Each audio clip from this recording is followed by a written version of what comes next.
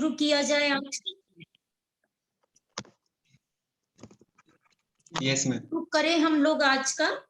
जैसा कि हम लोगों ने कल थोड़ा सा बातचीत की थी गैलरीज के ऊपर, उनकी क्या क्या मतलब पर्पसेस हैं, उद्देश्य हैं, किस तरह से वो फंक्शन करते हैं या कार्य करते हैं, उस पे हम लोग ने कल थोड़ी सी शॉर्ट चर्चा की हुई थी। तो उसमें आज के टॉपिक को हमने कल जैसा कि बताया था कि हम लोग प्रारंभ करेंगे नए टॉपिक के साथ में, टेक्निक्स के बारे में। तो यदि हम थोड़ा सा इसको शुरू करें, क्योंकि मैं खुद एक ग्राफिक आर्टिस्ट हूँ, तो प्रारंभ में मुझे लगता है, और ग्राफिक जो हमारा प्रिंट मेकिंग है, इसको बल्कि ग्राफिक ना कह के हम प्रिंट मेकिंग बोलते हैं। प्रिंट मेकिंग जो सब्जेक्ट है हमारा, वो ऑलरेडी बहुत सारी टेक्निक्स एंड मेथड्स के ऊपर बेस्ड है। तो इसमें बहुत सारी विविधताएं हैं माध्यमों को लेकर के, और उसकी टेक्निक्स के साथ में, तकनीकियों के साथ में। तो मुझे लगता है ये एक ऐसा माध्यम है एक्सप्रेशन का, विजुअल आर्ट के अंतर्गत, जिसमें आप जब प्रैक्टिकल वर्क करते हैं तो उसके बहुत सारे ऐसे आपके रिजल्ट्स होते हैं जो आपको स्वयं नहीं पता होता है क्रिएशन के टाइम में। हाँ, इतना जरूर होता है कि मानसिक रूप से आपके अंदर किस तरह का रिजल्ट चाहिए, ये तो आपको एक पता होती है, धारणा बनी होती है आपके क्रिएशन से रिलेटेड। लेकिन किस तरह से उसको हम देखेंगे जब वो फाइनल रिजल्ट हमारे सामने आता है, तो उसका हम मतलब चाहे जितना भी बड़ा प्रिंट मेकर हो, वो एग्जैक्ट उसके लिए कभी भी गारंटी नहीं देता है। आप कभी भी किसी बहुत बड़े प्रिंट मेकर से भी मिलिए तो वो आर्टिस्ट प्रूफ पहले लेते हैं, और कईयों को तो मैंने देखा है जो बहुत परफेक्शनिस्ट होते हैं, जिनको हम कहेंगे कि जिन्हें ये होता है कि नहीं, हमारा काम एग्जैक्टली वही चाहिए हमको जो हमने सोचा है। मेरी बात समझ पा रहे हैं कि मेरा जो अनुभूति मैं स्पष्ट करना चाहता हूँ आकारों के साथ, इस माध्यम के साथ, फॉर एग्जाम्पल एचिंग में या वुड कट में या लिथोग्राफी में, तो उनका ये होता है कि नहीं, मुझे अगर यही पर्टिकुलर रिजल्ट चाहिए जो उनके मस्तिष्क में है, उसके लिए वो हर चरण में आर्टिस्ट प्रूफ प्रिंट लेते हैं, जिससे कि वो उसके रिजल्ट्स को फाइनली देखते जाएं। जैसे उन्होंने रेखांकन किया, तो मुझे अभी भी याद है उसमें जैसे ज्योति भट्ट सर थे बड़ौदा में और भूपेन खक्कर सर, तो क्योंकि भूपेन खक्कर सर भी पेंटिंग से रिलेटेड थे, तो उनको तो फाइनली रिजल्ट पेंटिंग में तुरंत दिख जाता है। आप जैसे जैसे ब्रश स्ट्रोक्स और कलर्स लगाते हैं तुरंत तुरंत दिखता है। तो वो उन लोगों का, या रिनी मैम, तो इन लोगों के साथ क्या होता था कि ये जैसे लाइन ड्राइंग्स बनाते थे प्लेट के ऊपर, तो हम ग्राफिक आर्टिस्ट जिन्होंने पूरा शुरू से ग्राफिक में ही काम किया, प्रिंट मेकिंग में काम किया, तो हम लोगों को तो एक अंदाज होता था कि भाई डीप लाइंस कट करनी है तो हम 5 मिनट के लिए एसिड में रखेंगे, सपोज अगर वो 1:10 का रेशियो में है नाइट्रिक एसिड का सोल्यूशन। लेकिन इन लोगों के साथ क्या होता था कि नहीं, उनको लाइन भी कहाँ पे सॉफ्ट चाहिए, कहाँ पे डार्क चाहिए, उस क्रम में वो बाकायदा प्लेट पे अंकन करते थे, जिंक प्लेट के ऊपर। और फिर पता चला कि उन्होंने 2 मिनट 3 मिनट के लिए एसिड में डिप करवाया, फिर उसके बाद निकलवाते थे कि नहीं, अब इतनी लाइनें हमें बहुत सॉफ्ट चाहिए, तो बाकायदा उन लाइंस को कवर अप कर दिया जाता था और रेस्ट ऑफ द लाइंस को। लेकिन इस प्रोसेस में फिर से वो एक प्रूफ प्रिंट लेते थे जब ये लाइंस कट जाती थी कि नहीं, मेरी लाइंस ठीक आई है कि नहीं आई है, और फिर जब उसका और भी चीजों को इन्वॉल्व करते थे। तो मेरा यहाँ पे कहने का मतलब ये है कि ये एक ऐसा मैं कहूंगी कि मतलब माध्यम है विजुअल आर्ट का, जिसके लिए हम बहुत कुछ निर्भर करते हैं टेक्निक के ऊपर। ठीक, आपकी ड्राइंग तो बहुत अच्छी है, लेकिन अगर आपको तकनीक नहीं अच्छे से आती है, नहीं आपका हाथ सधा हुआ है, तो कई बार आपको रिजल्ट्स जो हैं मिलते हैं जब प्रिंट के ऊपर, तो बहुत निराशा होती है, क्योंकि आपका सोचा हुआ वो रिजल्ट नहीं आया। तो इसके लिए माध्यम का जानना, उसके ऊपर एक तरह से कमांड मतलब माध्यम और तकनीक के ऊपर आपका नियंत्रण होना बहुत जरूरी है। और मुझे लगता है विजुअल आर्ट में सभी में ऐसा है, सभी जो भी आप माध्यम चूज करते हैं, जैसे मान लीजिए आप कैनवस पे पेंटिंग करते हैं तो आपका ब्रश स्ट्रोक का ट्रीटमेंट भी तो आपके ऊपर निर्भर करेगा, कलर टोन्स की वेरिएशन, उसमें आपका कमांड होगा, नियंत्रण होगा, तभी आप एक अच्छी कृति का निर्माण कर पाएंगे। पर हाँ, इतना जरूर है कि उसके रिजल्ट्स हमको तुरंत दिख रहे हैं। इस माध्यम में कोई भी रिजल्ट तुरंत नहीं दिखता है, फाइनल में आपको जाके पता चलता है कि हाँ ये हमारे मतलब सोचे हुए अनुसार इसका प्रभाव उत्पन्न हो गया। तो हम काफी हद तक, हम चित्रकार या कहें हम छापाकार, निर्भर हो जाते हैं तकनीक के माध्यम में, और इसका नियंत्रण बहुत जरूरी है प्रिंट मेकिंग में। अब कॉमनली ये जो शब्द होता था प्रिंट मेकिंग, इसको प्रायः यूज कर लिया जाता था उस सेंस से, मतलब कंफ्यूजन के सेंस में, संदेह होता था दो तरह से। क्योंकि जब हम ग्राफिक आर्ट बोलते हैं तो ग्राफिक आर्ट का सीधा सीधा जो नाता है, जो संबंध है, वो आपकी कॉमर्शियल आर्ट से संबंधित है। मेरी बात समझ पा रहे हैं कैसे? क्योंकि जो आपके कॉमर्शियल एड्स बनते हैं, कॉमर्शियल पोस्टर्स बनते हैं, उसमें एक संदेश दिया जाता है लिखित रूप से, उसमें ग्राफ होता है, मतलब वो लेटर्स जो थे वो पहले ग्राफ बना करके उनको लिखा जाता था। तो दैट वाज वो जो कार्य करते थे वो कलाकार, वो ग्राफिक आर्टिस्ट कहलाते थे। अब जो अपनी अभिव्यक्ति को इस माध्यम में प्रयोग करते थे, मतलब कि वुडकट पे या मेटल प्लेट के ऊपर या फिर लिथोग्राफी के ऊपर, उनके लिए भी यही शब्द यूज किया जाने लगा था, ग्राफिक। क्यों? क्योंकि किसी माध्यम में इसको छापना, उस सेंस में ट्रांसफर करना किसी इमेज को, इस सेंस में। लेकिन इसके लिए मतलब अमेरिकन जो आर्ट प्रिंट मेकिंग का संस्थान था, उसने इस पे कार्य किया और उन्होंने इस बात को कहा कि ये जो कलात्मक गतिविधियां हैं, ये एकदम व्यवसायिक कला से भिन्न है। क्योंकि कलात्मक अभिव्यक्ति आपकी क्या हो गई? जिसका उद्देश्य आपकी आंतरिक फीलिंग को स्पष्ट रूप से उजागर करना, और व्यवसायिक कला एक अलग चीज हो गई, वो उपभोक्ता के ऊपर निर्भर वाली कला हो गई, है ना। आप उसको बाजारू कला भी कह सकते हैं कि क्या क्या चीजें आज बाजार में इंट्रोड्यूस हो रही हैं, उसको प्रमोट करने के लिए वो कला का प्रयोग होता था। तो इसमें जो इन्होंने print making council of America था, उसने इन्होंने लगभग, मुझे जहां तक याद है 1964 में इन्होंने इस शब्द को बाकायदा ग्राफिक्स से पृथक कर दिया। उन्होंने कहा प्रिंट मेकिंग शब्द यूज होना चाहिए उन लोगों के लिए जो इसको, इस माध्यम को कलात्मक दृष्टि से देख रहे हैं और प्रयोग कर रहे हैं। तो हम लोगों के लिए एज एन आर्टिस्ट, हम लोगों के लिए तब से प्रिंट मेकर्स नाम यूज होने लगा। सपोज कोई चित्रकार जो छापा चित्रण बनाता है, उस कलाकार को हम आर्टिस्ट ना कह के हम बोलते हैं प्रिंट मेकर। मेरी बात आप समझ पा रहे हैं? Yes ma'am. अब इसके लिए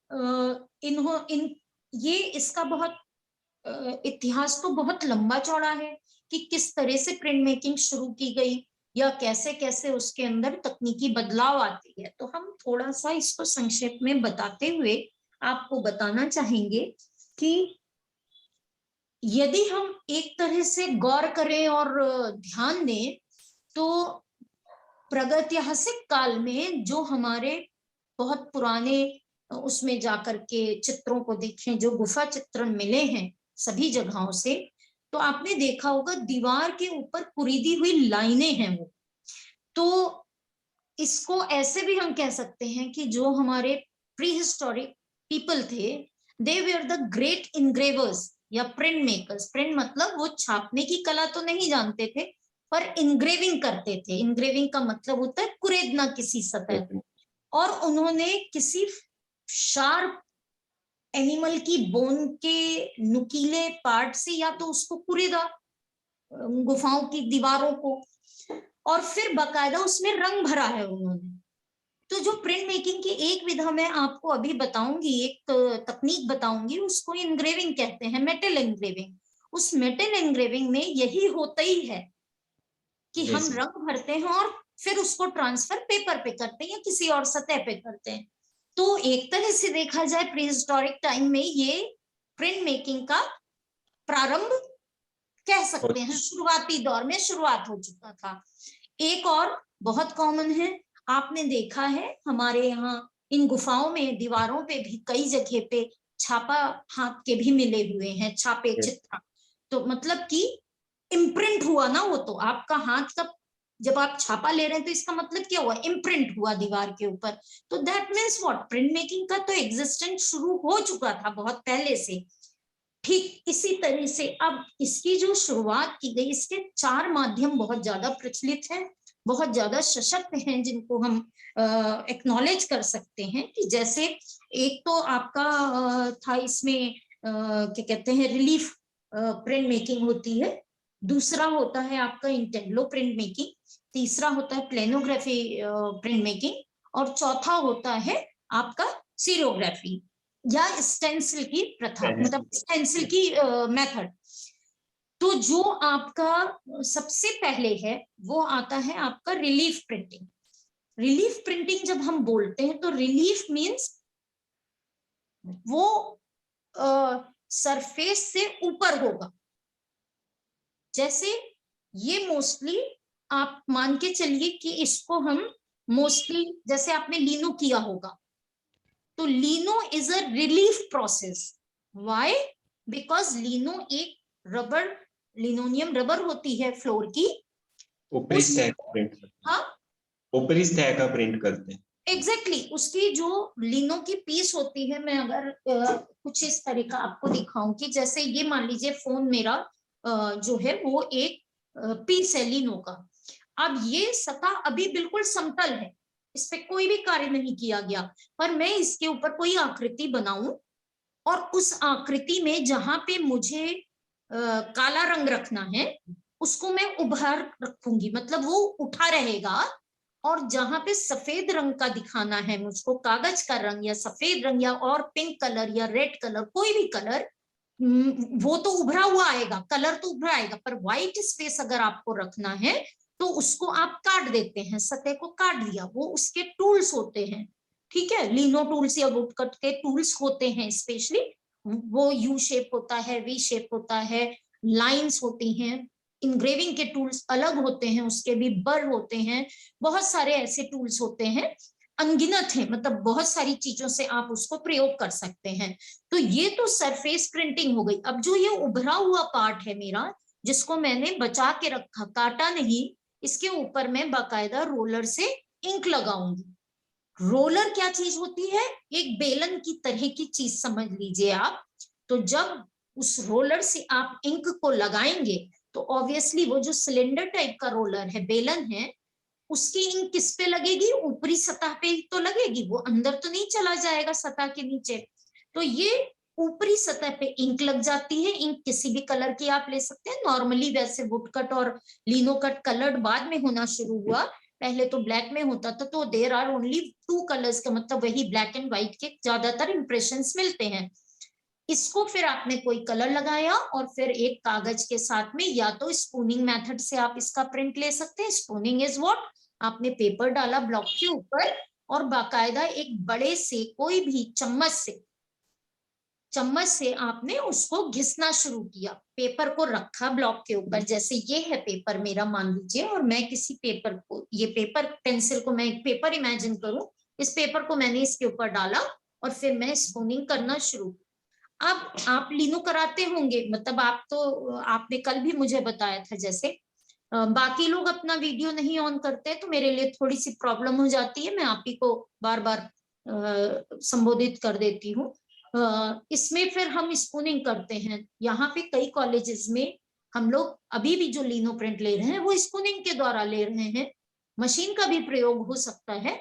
अब इसमें जब स्पूनिंग करते हैं तो खास तौर से एक बात का ध्यान रखना पड़ता है कि when you are doing the spooning, from the back side आपके चम्मच से पेपर एक तो फटने का डर होता है, कहीं भी एज अगर उस चम्मच की लग गई तो वो चिप ऑफ हो जाएगा, फट जाएगा। तो you have to be very careful, आपको बहुत सजग रहना पड़ता है।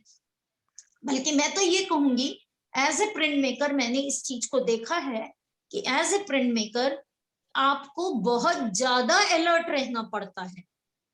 यस तो बहुत ज्यादा अलर्ट रहना पड़ता है, कॉन्शियस रहना पड़ता है आप जब काम कर रहे हैं, क्योंकि आगे भी मैं जो चीजों का बताऊंगी, आपको डिस्क्रिप्शन दूंगी, तो आप उसको शायद उतना विजुलाइज कर पाएंगे। मतलब विजुलाइज शब्द का हिंदी में नहीं बता पाऊंगी, लेकिन मतलब विजुलाइज का मतलब एक इमेजिनेशन, मतलब कैसे काम होता है इसमें। तो जब आप स्पूनिंग करते हैं बहुत केयरफुल रहना पड़ता है। प्लस जिस डायरेक्शन से आपने स्पूनिंग शुरू की उसी डायरेक्शन को कंटिन्यूअस पूरे उसमें करना पड़ता है ब्लॉक में, अदरवाइज स्पून के मार्क्स आ जाते हैं। आप ऐसे नहीं कर सकते हैं कि एक तरफ छोड़ा दूसरी तरफ किया, ऐसे नहीं होता है। एंड स्पूनिंग में भी प्रेशर एक जैसा होना चाहिए, अदरवाइज कहीं कहीं इंक पेपर पे ट्रांसफर होने से रह जाती है तो वो वाइड मार्क्स आ जाते हैं। ऐसा लगता है कि जैसे हमारा प्रिंट अजीब गंदा सा है या धुंधला सा है या हमारा कटा नहीं है ठीक से, सो मेनी थिंग्स। अब एक तो इस पे ये है, यही सेम मेथड हम फॉलो कर देते हैं वुड कट के लिए, क्योंकि ये भी प्लेनोग्राफी है। लिनो के बारे में मैंने इसलिए लिनो का एग्जांपल लेके आपको बताया क्योंकि कानपुर में खास तौर से जो भी कॉलेजेस हैं उनमें मैंने किसी भी जगह पे अभी तक वुड कट प्रिंटिंग का मतलब प्रैक्टिस नहीं देखा है। तो मुझे लगा कि ये भी बताना आवश्यक है, जो हमारे यहाँ की प्रैक्टिस में है उसी को हम अगर समझा के बताएंगे तो वो ज्यादा इजी होगा। तो जिस तरह से आप लिनो का प्रिंट निकालते हैं उसी प्रकार से आप इसमें वुड कट में भी निकालते हैं।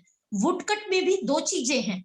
रिलीफ प्रोसेस में वुड कट जब किया जाता था तो वुड कट बाकायदा वही लिनो मेथड से कि आपने वुड को कट के निकाल दिया। आपको जानकर आश्चर्य होगा कि यूरोपियन कंट्रीज में या फिर जापानीज पद्धति में ये जो वुडकट बनाते थे, जो आर्टिस्ट थे वो मेन ड्राइंग करते थे, उसको इमेज को ट्रेस करना ब्लॉक के ऊपर ये दूसरे व्यक्ति का काम होता था। That was a team work basically. हाँ, और हाँ क्योंकि जो आर्टिस्ट है उसने लेआउट बना, मतलब जो मेन ड्राइंग है उसने बना दिया, उसमें कलर वगैरह सब बना दिए, बता दिए, और लेकिन जो उसको ट्रांसफर करेगा किसी लकड़ी के टुकड़े के ऊपर, मतलब ब्लॉक के ऊपर, तो उसका काम दूसरा आदमी करता था।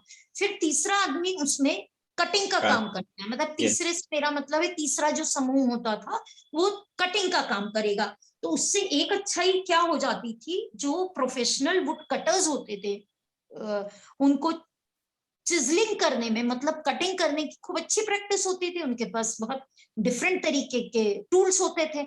जितने डिफरेंट तरीके के टूल्स होंगे, मूवमेंट्स होगा, नियंत्रण होगा उस टूल को चलाने में, उतने ही प्रॉपर आपके इफेक्ट्स और टेक्सचर्स आएंगे।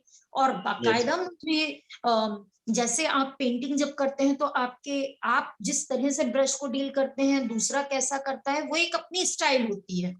मैं आपके स्टाइल को कॉपी नहीं कर सकती एग्जैक्टली वो, क्योंकि मेरा एक अलग स्टाइल होगा, उसमें मेरा अपना अंदर का कुछ समावेश करेगा मेरे प्रभाव को।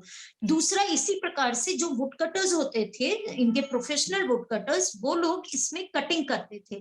कटिंग करने के पश्चात इस ब्लॉक को जब तैयार हो जाता था तो जो प्रिंटिंग करते थे वो टीम अलग होती थी और फिर वो एक फाइनल प्रिंट बन जाता था। तो इस चीज की जो आरंभ किया गया था, तो इसमें बाकायदा हुआ क्या कि सबसे पहले शुरुआत जो वुडकट की लेके चलते हैं, उसमें शुरुआती दौर तो इनका शुरू हुआ था जापान से। और जब पेपर का मतलब यहाँ पे पेपर इंट्रोड्यूस हो गया, तो ये एक उसमें मतलब कंटिन्यूएशन में पेपर प्रिंटिंग होने लगी। अदरवाइज पहले राइस पेपर के ऊपर होता था, एक बहुत बारीक पेपर होता है, वो एसिड फ्री होता है। जापान और चाइना में आज भी वुडकट प्रिंट्स का जो मतलब छापा चित्रण किया जा रहा है, वो कई आर्टिस्ट इसमें छापा चित्रण वाले जो आर्टिस्ट हैं वो आज भी राइस पेपर पे ही प्रिंट्स को लेना पसंद करते हैं और लेते हैं। रीजन उसका ये है कि एसिड फ्री पेपर होता है, तो जो ड्यूरेबिलिटी है, ड्यूरेबिलिटी से मतलब जो पेपर काफी समय तक टिके रहने की बात है, समझ रहे हैं आप मेरी बात, कि वो डैमेज ना हो, आपका वर्क डैमेज ना हो, काफी लंबे समय तक चले वो वर्क, उसके लिए एसिड फ्री होना पेपर का बहुत जरूरी है। तो ये राइस पेपर जो होता है वो एक विशेष प्रकार का पेपर होता है जो कि एसिड फ्री होता है, और इसमें ये लोग चित्रण करते हैं। हमारे यहाँ जब ये प्रिंटिंग प्रेस बन गई वहां पर यूरोपियन कंट्रीज में, गुटेनबर्ग ने बनाया, उसके पश्चात यहाँ पर हम लोगों के यहाँ 250 वर्षों के पश्चात एक तरह से प्रॉपर जो पहले, इसके पहले इंडिया में जो गोवा में प्रिंटिंग शुरू की गई थी, मतलब उसमें ये होता था कि जो वुड कट ब्लॉक बनाते थे वो इनग्रेवर्स या वो आर्टिस्ट विदेशी होते थे, इंडियंस नहीं होते थे। लेकिन धीरे धीरे ये हुआ कि इंडियंस ट्रेंड हुए उस चीज में, फिर जब वो ट्रेंड हुए तो उनको सिखाया गया और उन्होंने भी बनाना शुरू कर दिया। इसके पश्चात लेकिन जो मेन काम हुआ है वो लगभग 250 साल बाद यूरोप में जिस समय प्रिंटिंग शुरू हो गई थी, उसके 250 साल के बाद कहना चाहिए प्रॉपर तरीके से एक तरह से इंडिया में छापा चित्रण का प्रारंभ हुआ, वुडकट का प्रारंभ हुआ, और गोवा में शुरुआत की गई। उसके पश्चात धीरे धीरे ये फैलते फैलते बंगाल की तरफ गई, कलकत्ता में गई, और आप में से कई लोगों ने बटतला प्रिंट्स के बारे में भी सुना होगा कि कैसे बटतला प्रिंट्स का विकास हुआ। खासतौर से उनको बटतला प्रिंट्स का नाम भी इसीलिए दिया गया क्योंकि कुछ एक आर्टिस्ट या कलाकार ऐसे थे जिन्होंने मतलब कलकत्ता की एक वो बाजार वाला एरिया है, ठीक, मैं उस बाजार वाले क्षेत्र का नाम थोड़ा सा मिस कर रही हूँ, बहुत पहले सब पढ़ा है तो जितना कुछ थोड़ा सा याद है वही बता पा रहे हैं। इसका क्षेत्र का नाम मुझे याद नहीं आ रहा है इस समय बिल्कुल भी, लेकिन वो एक बाजार का क्षेत्र था जहाँ पे एक बहुत बड़ा बरगद का पेड़ है, उसी के नीचे इन लोगों ने अपना काम शुरू किया था। तो बटतला, बटतला बंगालियों में बट मीन्स ऑब्वियसली बरगद का, और तला उसके नीचे, बट के नीचे मतलब बरगद के पेड़ के नीचे इस प्रिंट मेकिंग का शुरुआत किया गया, मतलब वुडकट का शुरुआत किया गया, और धीरे धीरे वो बटतला प्रिंट्स के नाम से मशहूर हुआ।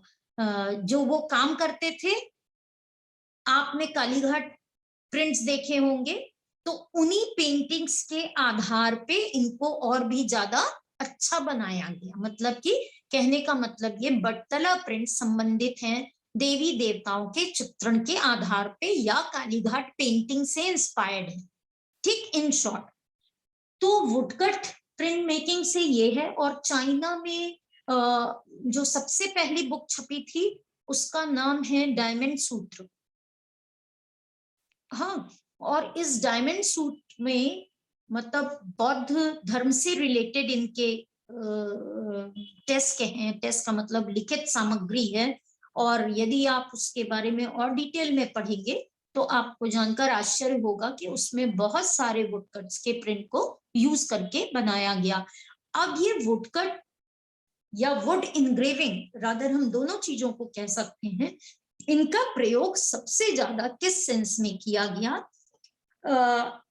एक तो ये था कि ये माध्यम जो प्रिंट मेकिंग है वो बहुत आसान है, किस बात के लिए कि एक ही प्लेट के द्वारा आप 25 प्रिंट, 100 प्रिंट, 50 प्रिंट ले सकते हैं, आपकी इमेज खराब नहीं हो रही अगर वो प्रॉपर बनी है, ठीक। वुड ब्लॉक अगर अच्छे से बना हुआ है तो वो खराब नहीं होता है।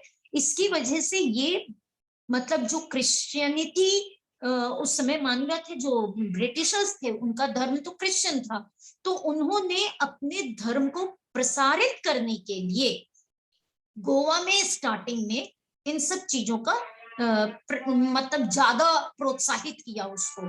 क्यों? क्योंकि इसके द्वारा ईसाई धर्म की जो क्या बोलेंगे उनको शिक्षाएं थी, मतलब जो ईसाई धर्म की क्या बोलते हैं, हाँ शिक्षा ही बोलेंगे, या उनके जो धर्म से रिलेटेड उपदेश होते थे, उनको इन्होंने विद द वुडकट प्रिंट इन्होंने उसकी मास प्रोडक्शन कराया, बल्क में प्रोडक्शन कराया, और पब्लिक को देने के लिए इन्हें आसान हुआ। या उसी के तर्ज पे इन्होंने वो भी किया, मतलब कि आपका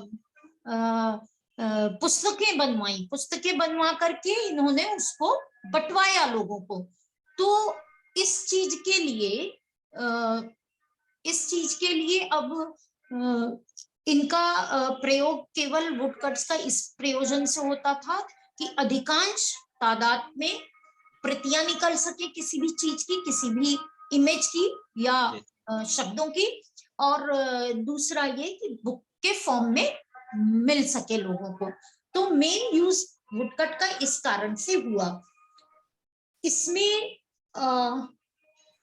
एक बहुत अच्छी चीज हुई कि जिस समय इन वुडकट्स की मतलब तरक्की की जा रही थी, विकास किया जा रहा था, इनको बनाने में बहुत अच्छे से डेवलपमेंट्स हो रहे थे, उस वक्त खास तौर से कुछ लोगों ने इसको इस उद्देश्य की प्रतिपूर्ति के लिए भी प्रयोग करना शुरू किया कि हम अपनी अभिव्यक्ति को दिखाएं इसके ऊपर।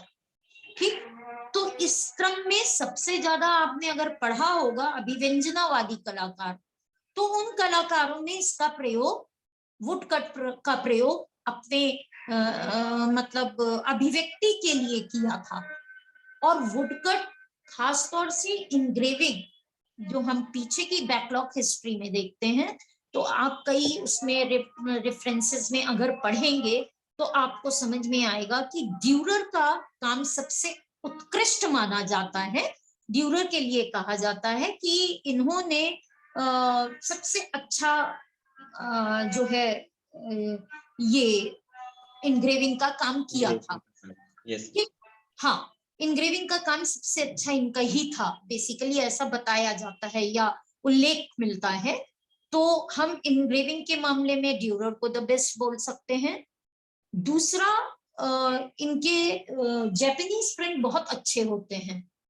यहीं पर एक ब्रिटिशर, थोड़ा सा याद नहीं आ रहा है उनका नाम मुझे, थॉमस बिवेल, यस हाँ, एक ब्रिटिशर थे थॉमस बिवेल, आप नाम लिख लीजिए, और अगर आप चाहें तो इनका उसमें गूगल पे सर्च कर सकते हैं इंटरनेट के ऊपर, थॉमस बिवेल। थॉमस बिवेल ने यूरोपियन, उसमें बता रही हूँ वुडकट की परंपरा में, थॉमस बिवेल ने सबसे पहले मल्टी कलर ब्लॉक का प्रयोग किया था। अब यहाँ पे मैं बताना चाहूंगी, मल्टी कलर ब्लॉक जब हम शब्द बोल रहे हैं वुडकट के संदर्भ में, तो इसका अभिप्राय क्या है। एक तो मैंने आपको अभी जो मेथड बताया लिनो का और वुडकट का, वो सिंपल ये हुआ कि एक ब्लॉक के ऊपर आपने कलर लगाया और छापा चित्रण कर लिया। तो ये मेथड में बहुत पॉसिबिलिटीज कलर की नहीं होती हैं। ठीक, अधिकतर आप 1 से 2 से ज्यादा नहीं ले पाएंगे, या 3 कलर्स ले पाएंगे, इससे ज्यादा नहीं। लेकिन थॉमस बिवेल ने, इंग्लैंड के थे ये, और इन्होंने वहां पर अपने कामों के लिए खास तौर से ये कुछ मतलब ऐसी आकृतियां जो बच्चों के बुक्स में यूज हो सके, उन आकृतियों के लिए इन्होंने यूज किया था। उसके रिजल्ट जब बहुत अच्छे आए तो इन्होंने और भी काम किया उसमें। तो बेसिकली इन्होंने क्या काम किया कि जितने कलर्स इनको चाहिए थे उतने ही ब्लॉक्स को यूज किया। ठीक, तो अब आपको इस चीज के लिए, जब आपने मान लीजिए आप लिनो कभी करें, तो आप इस चीज को ध्यान दीजिएगा कि यदि आपको बहुत फ्रेश कलर का इफेक्ट चाहिए अपने बनाए हुए ड्राइंग में, तो आपको लिनो के लिए अलग अलग लीनो प्रयोग करने पड़ेंगे, उतने ही बड़े साइज के लीनो प्रयोग करने पड़ेंगे। क्यों? क्योंकि आप एक ही ब्लॉक की कटिंग जब करते हैं तो उसमें कलर के मिक्सिंग होने पे गंदगी आ सकती है। आपने देखा होगा कई बार हम लोग ये बात बोलते हैं फ्रेश नहीं है कलर्स, मतलब वो थोड़े से मटमैले हो गए या गंदे हो गए। तो इसका अभिप्राय क्या हुआ कि कलर जब जहां पे मिलता है और अगर वो गलत अनुपात में मिल गया तो वो फ्रेश फीलिंग नहीं आती है कलर की। तो इसके लिए हम मान लीजिए हमको 4 कलर के टोन्स में काम दिखाना है अपना, उसके लिए हमको 5 ब्लॉक्स चाहिए। कैसे? एक तो हमारा फाइनल ब्लॉक होगा जिसको कि हम आउटलाइन डार्क से अगर दिखाना चाहेंगे, मान लीजिए हम ब्लैक में ही आउटलाइन करना चाहते हैं, तो एक ब्लॉक तो मेरा आउटलाइन ब्लैक के लिए हो गया या ब्लैक कलर के लिए हो गया या किसी और डार्क कलर के लिए हो गया। उसके पश्चात अगर मुझे मान लीजिए येलो कहीं रखना है तो ये येलो का हो गया। मैं बेसिक उस पे बता रही हूं आपको। फिर मुझे कहीं पर ऑरेंज रखना है तो मैं ऑरेंज के लिए एक ब्लॉक रेड का बनाऊंगी, मतलब कि प्राइमरी कलर्स के ब्लॉक बनाऊंगी। और जहां मुझे बैंगनी कलर चाहिए उसके लिए मैं सियान कलर का यूज करूंगी। सियान इज ब्लू, पर्शियन ब्लू का समवॉट होता है, पर उसका शाब्दिक जो आर्टिस्टिक नेम होता है, आर्टिस्ट भाषा में, कलात्मक भाषा में उसका नाम होता है सियान कलर। तो सियान कलर जो आपका है वो ब्लॉक, आपका कैडमियम येलो, आपका मजेंटा, ये 3 जब आपने ब्लॉक बनाए, लेकिन इनका होगा क्या, आपके पास 6 कलर की उत्पत्ति होगी। कैसे? रेड मतलब मजेंटा तो आपको मिलेगा ही मिलेगा, आपको सियान तो मिलेगा ही मिलेगा, आपको इसके साथ में येलो तो मिलेगा ही, पर ये जहां सियान मिलेगा येलो के साथ वहां ग्रीन के टोन्स आ जाएंगे। बहुत मजेदार बात है, आपने ये पढ़ा भी होगा प्राइमरी और सेकेंडरी कलर्स का। तो on this method you can gain many of the tones and variation of the color by using 4 blocks or 5 blocks, right? But it is quite tedious. Why it is tedious? Because for getting all the colors in appropriate place, मेरी बात समझिएगा, in the appropriate place का मतलब कि exact जो आकृति आपकी है, ऐसा ना हो कि लाल रंग कहीं और भाग रहा हो। तो जो रजिस्ट्रेशन कहते हैं हम उसको, रजिस्ट्रेशन का मतलब होता है निहित उसी ढांचे के अंदर आना जिसमें हमको चाहिए। तो वो रजिस्ट्रेशन मार्किंग बहुत इंपॉर्टेंट है। It is very important if you are using 4-5 blocks for getting good colours in your one print.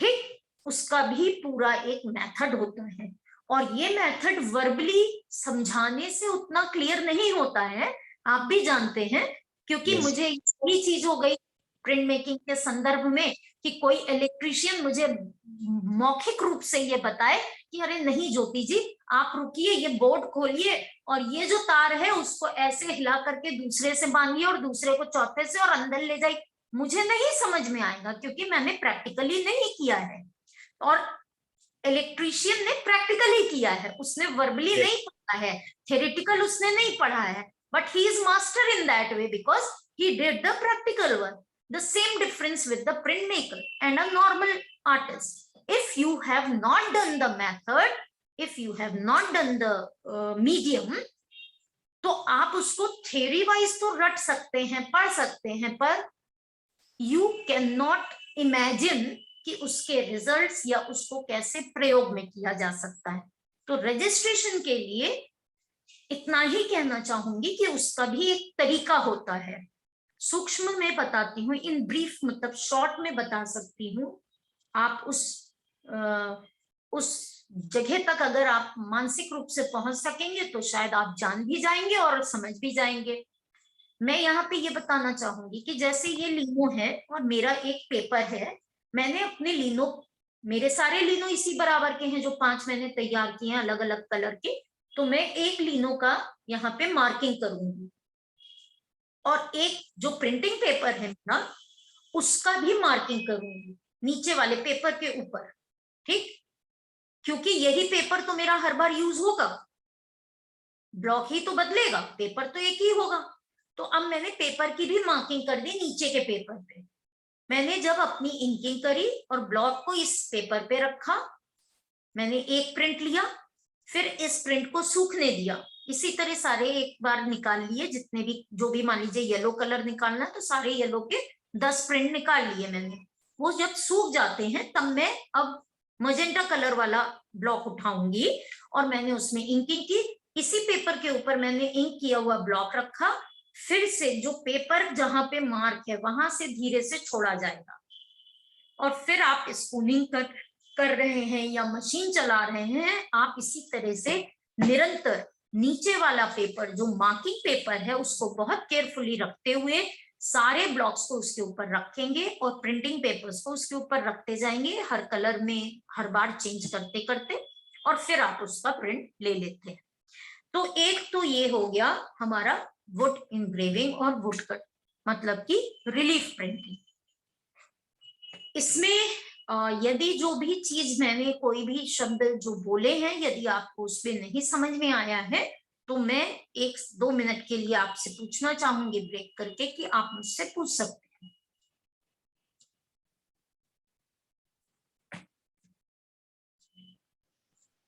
नहीं मैम, अभी समझ में आ रहा है। अच्छा, और बाकी के लोग की उपस्थिति का क्या है? मुझे इस पे 5 लोगों की दिख रही है पर केवल आपका कैमरा ऑन है।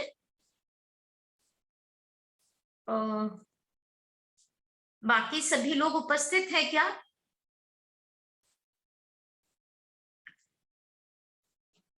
चलिए, कोई बात नहीं, जो भी है बाद में भी सुन सकते हैं क्योंकि ये तो आपके उसमें भी डाल दिया जा रहा है टोटर पे भी। दूसरा, एक हम लोगों के इसमें प्रिंट मेकिंग में एक माध्यम है जिसको हम लोग कहते हैं इंटेग्लो प्रिंटिंग, इंटेग्लो। ठीक, अब इंटेग्लो प्रिंटिंग में हम क्या करते हैं, हमारे पास जैसे आपको अभी मैंने बताया लकड़ी का ब्लॉक होता है या लिनो का ब्लॉक होता है, तो इसकी जगह पे हम मेटल के ब्लॉक्स लेते हैं। मेटल के ब्लॉक्स का मतलब हो गया आपका एचिंग करना, या मतलब सॉरी, मेटल ब्लॉक का मतलब हो गया आपका जिंक प्लेट कॉपर और कॉपर प्लेट। कॉपर और जिंक मेनली इसी पे काम किया जाता है। इन दो धातुओं के अलावा कॉपर भी बहुत रेयर, क्योंकि इट इज वेरी एक्सपेंसिव, तो बहुत रेयर यूज करते हैं लोग कॉपर भी। लेकिन हाँ, इतना जरूर है कि कॉपर पे dry point and engraving is very good, जो आता है उसके ऊपर बहुत अच्छे इफेक्ट्स आते हैं, बहुत सॉफ्ट, क्योंकि कॉपर में जब आप कोई भी चीज से खुरेचते हैं तो मतलब एकदम से लाइन बढ़िया से फोर्स के साथ जाती है, कुरिदती है, मतलब निकलती है, तो उसका जब आप प्रिंट लेते हैं तो there is a very good movement and rhythm. मैं, आप लोग तो सब हमारे ही क्षेत्र के, मतलब हमारे ही सब्जेक्ट के छात्र हैं, शोध वाले, तो आपको पता है मूवमेंट एंड रिदम किस संदर्भ में मैं बोल रही हूँ। तो वो लाइन का बहुत अच्छा मूवमेंट एंड रिदम आता है। कॉपर एक्सपेंसिव है, काफी एक्सपेंसिव है, तो इतना प्रयोग में नहीं लेते हैं कलाकार लोग, लेकिन इसके इफेक्ट्स बहुत अच्छे होते हैं, इसके रिजल्ट्स बहुत अच्छे होते हैं। और इसको मोस्ट, मतलब जो सबसे ज्यादा प्रयोग किया कॉपर इंग्रेविंग को, वो आपको जान करके आश्चर्य होगा कि रिम्ब्रा ने अपने सेल्फ पोर्ट्रेट्स बनाए हैं और कई एक और भी दृश्य चित्रण किए हैं और भी सब्जेक्ट्स के टॉपिक लेकर के उन्होंने किए। तो इसी उसमें रेम्ब्रा को सबसे अच्छा मतलब मास्टर एचर भी बोला जाता है, एचिंग से बहुत बढ़िया काम किया है उन्होंने। और मैं आपके लिए एक सुझाव रखती हूँ, जहां तक मुझे लगता है कि आप इन चित्रकारों को बहुत अच्छे से, मतलब इस इंटरनेट में तो इनका हर एक पहलू दिखाया गया है, बताया गया है, और जो बुक्स में था हमारे टाइम में, मैंने कई ऐसी साइट्स देखी कि अरे उसमें हमको लगता है कि अरे ये तो हमने बुक में पढ़ा था इन चित्रकारों के बारे में या इनके बारे में, अच्छा तो बुक में लिखा हुआ ऑथेंटिक है, तो उसी चीज को इन्होंने इंटरनेट पे भी अपलोड किया है तथ्यों के बेस ठीक है। तो मैं इसलिए ये बार बार सजेशंस देती हूँ आप लोगों को, क्योंकि जितना अधिक आप इन मास्टर्स के काम देखेंगे, इनके बारे में पढ़ेंगे, तो आपका सोचने का तरीका, आपकी भाषा, खास तौर से आपकी भाषा, मैंने पिछली क्लास में भी ये कहा कि ये हम लोगों के साथ एक बहुत बड़ा दुर्भाग्य होता है कि हम चित्रकार बनाते तो बहुत अच्छे से हैं अपनी पेंटिंग्स या प्रिंट को, लेकिन एक्सप्लेन नहीं कर पाते हैं। लेकिन आज यस आवश्यकता किस बात की है कि आपको एक्सप्लेन करना भी आना चाहिए, है ना। तो जरूरी नहीं कि कोई आर्ट क्रिटिक आपके बारे में बहुत अच्छा लिख करके जाए, तो कम से कम हम अपने उसमें डिस्क्राइब तो कर पाए, हमारा वो जो बोले और लिखे तो हम उसको बताएं कि नहीं भाई, आप जो लिख रहे हो उसमें हमारी ये फीलिंग नहीं थी, हमारी फीलिंग ये है। जब हम बोल पाएंगे तभी तो वो ठीक करेगा। तो यस इसलिए मैम, बार बार कहती हूँ कि इनके बारे में आपको जरूर पढ़ना चाहिए, इन मास्टर्स के बारे में या विधाओं के बारे में, तो आपका शैली भी बढ़ेगा। खैर, अब जो एचिंग है वो आप कैसे करते हैं, इंटेग्लो कैसे करते हैं। इंटेग्लो शब्द का मतलब ही ये हुआ कि किसी भी धरातल में जो ड्राइंग करी है आपने वो सतह से नीचे है, मतलब कि जो सतह के नीचे चला गया, उस सरफेस पे इंक लगाना और उसको प्रेशर दे करके, प्रेशर मतलब एक सर्टेन दबाव के साथ में दूसरे कागज के ऊपर या किसी सतह के ऊपर ट्रांसफर कर देना। हाँ, ट्रांसफर कर देना, उसके लिए मशीन की आवश्यकता पड़ती है। यस मैम, एक्चुअली इंटेग्लो ऐसा प्रोसेस है, इंटेग्लो और आपका प्लेनोग्राफी में लिथोग्राफी, मैं अभी डिस्क्राइब करूंगी उसको भी। तो ये ऐसी विधा, मतलब ये ऐसे विधि हैं जिनमें आपकी निर्भरता मशीन के ऊपर हो जाती है। ठीक, इंटेग्लो आप नहीं कर पाएंगे, किसी भी कंडीशन में नहीं कर पाएंगे यदि आपके पास प्रिंटिंग मशीन नहीं है। मेरी बात समझ रहे हैं? जैसे यस मैम, मेरे यस मैम, कॉलेज में इतने वर्ष हो गए और अभी तक प्रिंटिंग मशीन नहीं है। क्यों? क्योंकि हमारे यहाँ की यूनिवर्सिटी में सिलेबस में लीनो है। यस मैम, तो लीनो तो आप करा ले रहे हैं, अच्छा, इस पे भी डिस्कस करूंगी।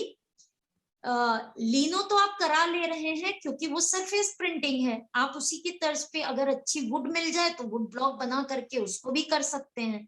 लेकिन मेरे लिए बहुत मुश्किल रहा इस 20 साल के निवास के समय में, अवधि में, कि मैं अपने कॉलेज में प्रिंटिंग मशीन के अभाव की वजह से इंटेग्लो का एक प्रॉपर जो प्रोसेस होता है वो जानते हुए भी अपनी छात्राओं को नहीं बता पाई। ये बहुत कष्टप्रद बात है मेरे लिए, क्योंकि मैं जानती हूं कि ये ऐसा प्रोसेस है जो कि बहुत जबरदस्त, आपने भी किया होगा तो आपको पता होगा कि इसकी एक एक विधा बहुत अच्छी है छापा चित्रण की, उनमें से इंटेग्लो तो बहुत ही बढ़िया चीज है। लेकिन खैर, उसके इसमें जब आपके पास मशीन नहीं है तो you can not do anything, कुछ नहीं आप कर सकते हैं, क्योंकि इस प्रोसेस में जो भी आपकी, अब मैं इसी फोन को एक इमेजिन कर लेती हूँ कि ये एक धातु की प्लेट है। धातु की प्लेट मतलब जिंक प्लेट। जिंक प्लेट को समझाने के लिए आपने जिंक धातु पढ़ा ही होगा या जानते ही होंगे आप। तो ये धातु की प्लेट होती है और इसके ही द्वारा जो नोट की छपाई होती है, मुद्रण होता है, वो जिंक प्लेट में ही छापा जाता है। नागपुर में बाकायदा करेंसी की जो प्रिंटिंग मशीन्स हैं वो नागपुर में यस है, मैम, और हमारी इंडियन करेंसी वहीं से छपती है, डिफरेंट डिफरेंट जगहों में से एक नागपुर भी जगह है। तो ये जिंक प्लेट का प्रोसेस ये होता है इंटेग्लो प्रोसेस में, कि आपने इस प्लेट को लिया, इसके ऊपर एक ग्रीस की लेयर लगी होती है, ग्रीसी ऑयल की लेयर लगी होती है। क्यों लगी होती है? जिससे कि ये डैमेज ना हो, ऑक्सीडाइज ना हो। ऑक्सीडाइज का मतलब है कि हवा के संपर्क में आकर के इसका धातुकरण, या ऑक्सीडाइज का मतलब धातुकरण, शायद मेरे हिंदी के शब्द पे मत जाइएगा, ऑक्सीडाइज ना हो ये। तो वो उसके ऊपर एक पतली सी लेयर होती है ग्रीस ऑयल की, इस ग्रीस ऑयल को आप ये प्लेट आती है 100 बाई 50 सेंटीमीटर्स में, ठीक, मतलब इसकी जो चौड़ाई होती है वो 50 होती है, और सेंटीमीटर्स में बता रही हूं मैं, और 100 सेंटीमीटर्स ये लंबाई में होती है। तो ये प्लेट में आप कई पीसेस बना सकते हैं, ये आपके ऊपर है, आपकी स्वेच्छा के हिसाब से कि आप कितने बड़े पीस के ऊपर काम करना चाहते हैं। वैसे मोस्टली जैसे हम लोग लेते थे तो या तो हम फुल प्लेट का मतलब हुआ 50 बाई 100 सेंटीमीटर्स की प्लेट को हम 3 टुकड़ों में डिवाइड कर देते थे। दैट मीन्स कि 50 बाई अप्रोक्सीमेट 33, तो तब क्या होता था, लंबाई उसकी 50 हो जाती थी और 33 सेंटीमीटर उसकी चौड़ाई हो जाती थी, एक रेक्टेंगुलर शेप में एक प्लेट आ जाती थी। इस तरह से 3 पार्ट्स में कर देते थे, या जब हमने प्रारंभ किया था एचिंग तो इनको 6 पार्ट्स में कर देते थे, तब वो हो जाती थी 25 बाई 33, ठीक, 25 बाई 33 का प्लेट हो गया वो। तो इस तरह से उसका विभाजन किया जा सकता है। आप उसको और भी छोटे में विभाजित कर सकते हैं, आप उसको 2 पीस में भी कर सकते हैं, जैसे आप चाहें तो 50 बाई 75, 50 बाई 50 के 2 पीस निकाल दिया आपने, नहीं तो 50 बाई 75 और एक 25 बाई 50 का निकल गया तो 2 पीस हो गए। तो that depends on the requirement of the artist, on which size he want to draw his image, right. अब इस प्लेट के कटिंग को करने के बाद इसको भी मशीन से काटना पड़ता था मार्किंग करके। यस तो ये जो ग्राफिक का काम होता था, आप में से कई लोग अगर लखनऊ या दिल्ली के गढ़ी आर्ट सेंटर्स में गए होंगे, गढ़ी स्टूडियोज में, तो वहां के ग्राफिक रूम में देखिएगा मशीनें, और खास तौर से एसिड बात करने का एरिया, एक्वाटेंट बॉक्स, आपने तो खैर स्टैब्लिश किए हैं कई चीजें, तो आपको तो उन सब चीजों का पता ही होगा। तो ये मशीन्स पे मतलब प्लेट कटिंग वाली मशीन ये सब इन स्टूडियोज में थी। तो मेरे सौभाग्य से मैं लखनऊ की थी, मैंने तुरंत ही अपना बीएफए सेकेंड ईयर में थी मैं जब मैंने ललित कला केंद्र ज्वाइन कर लिया था। तो मैं कॉलेज से आती थी, खाना वाना खा के सीधे सेंटर गए और वहां से काम शुरू कर दिया। इसका बहुत ज्यादा लाभ मिलता है आपके यस अपने आगे के काम करने में, क्योंकि आप जितनी मैम जल्दी। हम भी सेकेंड ईयर से भारत भवन जाते थे, जैसे छुट्टियां हो जाती थी जून जुलाई की, हम घर हाँ, की बजाय वहां चले जाते थे और वहां आप से कॉलेज में ज्यादा यूसुफ काम ही रहे करके लाते होंगे थे। तब, क्या मैम? आपके टाइम यूसुफ जब सर आप। हमारे टाइम में ही में अच्छा, हम रिटायर्ड। 2013-14 अच्छा, के हाँ, आसपास जाना रिटायर स्टार्ट हो किया गया था। होंगे। हाँ हाँ। तो लेकिन आप ये मान के चलिए कि इस तरह से करने में, क्योंकि आप नित्य उस प्रैक्टिस में हैं, है ना, तो वो आपका जितना, ये तो वही वाली चीज है, जितना अभ्यास करेंगे उतना ही आपका नियंत्रण होगा टेक्नोलॉजी के ऊपर। तो वही चीज आ गई इसमें, टेक्निक्स के ऊपर नियंत्रण की बात, जितना आप प्रयोग करेंगे उतना ही अच्छा होगा, आपका प्रैक्टिकल करेंगे उतना ही अच्छा होगा। तो उस स्थिति में हाँ, इसमें कई चीजों की निर्भरता होती थी। तो वो साइज काटा, फिर हमने उस प्लेट का जो भी साइज है उसको लिया, उसके ऊपर विम पाउडर डालते थे, डालते हैं, मतलब अभी भी, बैकलॉग की क्या बात। तो उसमें विम पाउडर डालते हैं, विम पाउडर डालने के बाद हल्का गीला कर लिया पानी से, और उसके बाद आपकी हथेली से, पाम से आपको बहुत नॉर्मल उसमें रोटेट कर करके पूरी तरह से चिकनाई रहित करना है उस प्लेट को। मेरा शब्द समझिए, चिकनाई रहित, ग्रीस फ्री करना है उसको। रीजन है, उसको ग्रीस फ्री अगर आप नहीं करेंगे तो आपकी प्लेट में जो एसिड बाइट में आप डालोगे जब, तो वो फॉल्स बाइटिंग होगी। फॉल्स बाइटिंग उसको कहते हैं, वो जगह काट देगा जिसको आप नहीं चाहते हैं, ठीक, वो फॉल्स बाइटिंग कहलाता है। तो इसको हम ग्रीस फ्री करते हैं इस प्लेट को, फिर उसके ऊपर हम एक ग्राउंड की लेयर लगाते हैं। Now the word is there, ground. Ground का मतलब ये ग्राउंड नहीं है, जमीन का नहीं, पर हाँ प्लेट की जमीन बनाने के सेंस में। लेकिन ये जो ग्राउंड लिक्विड पदार्थ होता है उसमें उसको बनाया जाता है बेंजीन, बेंजीन और आपका एक्वाटेंट पाउडर और बी वैक्स, इन चीजों का समावेश किया जाता है इसमें।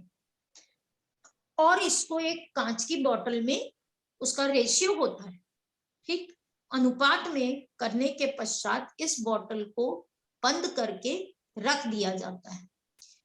तो बेंजीन, एक्वाटेंट और ये बी वैक्स, ये तीनों चीजें मिक्स हो जाती हैं एक निश्चित समय के बाद। फिर उसके बाद आप इस पदार्थ को, जो ब्राउन कलर का दिखता है, डार्क ब्राउन, बल्कि काफी हद तक ब्लैकिश टोन भी कह सकते हैं आप, उस पदार्थ को आप प्लेट के ऊपर इक्वली लगाते हैं। वो ना तो ज्यादा थिक होना चाहिए ना बहुत पतला होना चाहिए। यदि वो बहुत पतला होगा तो आपका वही बात, एसिड बाइट फॉल्स करने लगेगा, मतलब कि जहां नहीं चाहिए वहां भी छोटे छोटे छोटे दाने के रूप में वो प्लेट कट जाती है, गड्ढे बन जाते हैं वहां, मतलब इतने बारीक गड्ढे होते हैं कि आपको तो कई बार नहीं दिखेंगे, लेकिन जब आप प्रिंट निकालेंगे, इंकिंग करेंगे, तो वो छपने के बाद वो छोटे छोटे से दाने आते हैं, मतलब डॉट्स। तो ये फॉल्स बाइटिंग अगर बहुत पतला ग्राउंड होगा तो भी आ जाएगा, और यदि वो हार्ड ग्राउंड हो, थिक हुआ, तो थिक होने पे क्या होगा, जब आपने प्लेट पे लगा दिया और वो सूखा, अब आप जब ड्राइंग कर रहे हैं तो आपका हाथ का प्रेशर पड़ रहा है ना सब जगह पे, तो वो इस प्रेशर से चटक जाता है, पपड़ी की तरह उखड़ने लगता है। ग्राउंड बनाने के लिए आपको बहुत ज्यादा अलर्ट रहना पड़ता है, मतलब कॉन्शियस है कि रेशियो गड़बड़ ना हो। मैम मैनुअल बनाया था हमने एक बार कॉलेज हाँ, में, मैनुअली ही हीट करके। बनाते हैं, हम लोग भी मैनुअल ही बनाते थे, तो उसका एक मैम अनुपात है। आपने जो तरीका बताया वो अलग, यस, क्या चीज? आपने अलग तरीके से बताया, जैसे आपने अलग तरीके से बताया, जैसे शीशी वाला हम हीट करके बनाते थे, चारकोल लेके और बी वैक्स लेके और एक्वा लेके, इनको हीट करके और फिर पानी में डाल के फिर इसकी जैसे आटे की लोई बनाते हैं हाँ वैसे बनाते हाँ, वो जो आप बता रहे हैं वो एक्वाटिंट सॉलिड फॉर्म में, स्टिक्स फॉर्म में आप बनाते हैं। थे, और वो हमने बड़ौदा में किया है। वो इसलिए होता था क्योंकि बेंजीन एवोपरेट हो जाती है, बेंजीन उड़ जाती है कई बार। यस ये लेकिन जो आप ब्लॉक्स में बना रहे हैं ना, स्टिक्स के फॉर्म में, इसमें एक चीज की प्रॉब्लम आती है कई बार। ये आप देखिएगा, प्लेट पे आप हॉट प्लेट पे लगाते थे इसको, हॉट मतलब अपनी मेटल की प्लेट को, जो हॉट प्लेट्स आती हैं उसके ऊपर रखेंगे, और उसके बाद स्टिक से ऐसे ऐसे किया कई जगह पे, और फिर रोलर चलाया, ऐसे ही आप करते थे। ये हमने बड़ौदा में किया, पर हमने डिफरेंस देखा है दोनों का, क्योंकि दोनों का यूज हमने किया, तो हमने ये पाया जो बॉटल वाला मैं लिक्विड बता रही हूँ, वो नो डाउट उसको बंद करके बहुत प्रॉपर रखना पड़ता है जब आप यूज करते हैं। तो प्लेट में, मतलब कटोरी में थोड़ा सा हम लोग लेते थे, उतना लेते थे कि हमारी प्लेट में कितना लगेगा, होता है ना एक अंदाज की, एक ढक्कन यस के करीब या दो ढक्कन। तो उस तरह से हमने उसको लिया और फटाक से ब्रश के द्वारा, फ्लैट ब्रश के द्वारा लगा लिया। लेकिन जो आप स्टिक वाला बता रहे हैं, ये लिक्विड वाला जब हम अप्लाई करते थे और इसमें प्लेट को गर्म नहीं करना पड़ता था, यस मैम, कीस फ्री है, आपने बस थोड़ा सा इसको टिल्ट रखा प्लेट को, और आपने फटाफट इसकी ग्राउंड में लगा दिया, ये 10-15 मिनट में सूख जाता है, ठीक। यस अब आप जो स्टिक वाला बता रहे हो, उसमें एक तो ये था कि हॉट प्लेट पे गरम किया आपने, और इंकिंग कर, मतलब जैसे हम लोग इंकिंग करते हैं उसी तरह स्टिक को घुमा दिया हर जगह पे, और फिर रोलर से इक्वल किया। अब इस ग्राउंड में बड़ौदा में मैंने एक जो डिफरेंस देखा लिक्विड और इस स्टिक वाले में, वो ये कि जब मैं ड्राइंग करती थी और इस स्टिक में अगर rosin dust, एक्वाटेंट powder, rosin dust मेरा मतलब, अगर वो एक्वाटेंट पाउडर, रोजिन डस्ट अधिक हो गया किसी भी तरह से, तो आपका ये ग्राउंड जब आप निडल से काम करते हैं तो वो चिप होता है। यस मैम, आपने कभी ध्यान दिया होगा, अगर कोई दीवार जिसके ऊपर चूने का बनाया गया है, मतलब 2 लेयर बनाई, 3 लेयर बनाई, ठीक, जिसको हम कहते हैं ना ये चूने का, या किसी डिस्टेम्बर की कोटिंग करना किसी दीवार पे, और यस उसके मैम, बाद अगर उसमें एब्जॉर्बेशन नहीं, एब्जॉर्ब नहीं किया उस दीवार में, तो आप एक नुकीली सुई लेकर के उस दीवार को खुरेचिए, तो वो लाइन जो खुरचेगी उसमें साइड्स में ऐसे कट कट कट नहीं होता यस है, मैम, मतलब वो होते हैं, that will be not so sharp line, it will be yes somewhat, मतलब स्कैटर्ड फॉर्म में आएगी वो लाइन। तो ये जो आपने स्टिक फॉर्म वाला बताया, उसको बनाते समय बहुत अलर्ट ये रहना पड़ता है कि बी वैक्स और रोजिन डस्ट इक्वल हो, क्योंकि आपने तो एक बार में केक बना दिया, फिर तो अगर उसमें गड़बड़ रेशियो होगी तो आप ठीक नहीं कर पाएंगे। पर लिक्विड बॉटल वाले में अगर ऐसा होता था कि जैसे बी वैक्स ज्यादा हो गया मान लो, तो बी वैक्स ज्यादा होने से क्या होता था, जब हम ड्राइंग करते थे तो वो वहीं से उठने लगता था, मतलब इस पे ट्रांसफर हो जा रहा था ग्राउंड। ठीक, तो हम लोग क्या करते थे, थोड़ा रोजिन डस्ट और डाल देते थे, यस तो वो हार्ड हो जाएगा। स्पार्टम डाल देते थे थोड़ा सा, स्पार्टम भी आपको पता होगा कि यस एक परिष्कृत रूप होता है, ये डाबर जो सड़कों पे लगता है वही स्पार्टम। बिटवीन पाउडर बिटवीन हाँ बेकिंग नहीं, between bitumen powder, bitumen between powder, it is yes bitumen powder. तो उसको स्पार्टम हम लोग बोलते हैं, मतलब बिटोमिन इज तो प्रिपेयर्ड कि उसको आपने पाउडर को निकाला और बेंजीन में मिलाया और तब भी आप काम कर ले जाएंगे। लेकिन जो ये स्पार्टम है वो ब्लैक केक्स टाइप का था, उसको हम लोग तोड़ तोड़ के डालते थे बॉटल के अंदर, इसी में बेंजीन में। तो ये जो चीज है उसमें आप कम ज्यादा कर सकते हैं रेशियो, लेकिन केक वाला तो जब एक बार बन जाता है तो वो फिर आप ठीक नहीं कर पाएंगे, तब यस दिक्कत होती थी। तो मुझे खैर कन्वीनियंट लिक्विड वाला हमेशा रहा, नहीं मैम, क्योंकि अच्छा लगा, ये आइडिया मुझे भी मिल गया, क्योंकि जिस कॉलेज में मैं पढ़ाता हूँ वहाँ पे हीटर नहीं है, तो अभी हम लिक्विड ही मैनुअल जो बना आता है मार्केट से वो यूज कर रहे थे, लेकिन अभी जो आपने बताया मैं वही बनाता हूँ। और आपको एक और चीज बताऊं, जब आप अपने बच्चों को पढ़ाते हैं तो मेरा मानना ये है कि जैसे इस चीज में बहुत अच्छा हमारा भी लग रहा कि हमें जितने भी टीचर्स मिले, बड़ौदा में भी धुमाल सर थे, धुमाल सर ने कभी भी क्लासरूम टीचिंग को प्रेफरेंस नहीं दिया कि मतलब वो बैठे, उनके पास टेक्निकल थ्योरी थी हम लोगों की, लेकिन वो कभी भी ऐसे बैठ करके एक एक नोट्स नहीं लिखाते थे, जो कि मेरी भी अभी हैबिट में है। मेरे को अभी भी एमए और बीए में ये प्रॉब्लम आती थी कि मतलब मैं लड़कियां बैठी हूँ, मैं उनको एक एक नोट्स बोलूं, मतलब एक एक सेंटेंस बताऊं, नहीं मुझे नहीं अच्छा लगता है।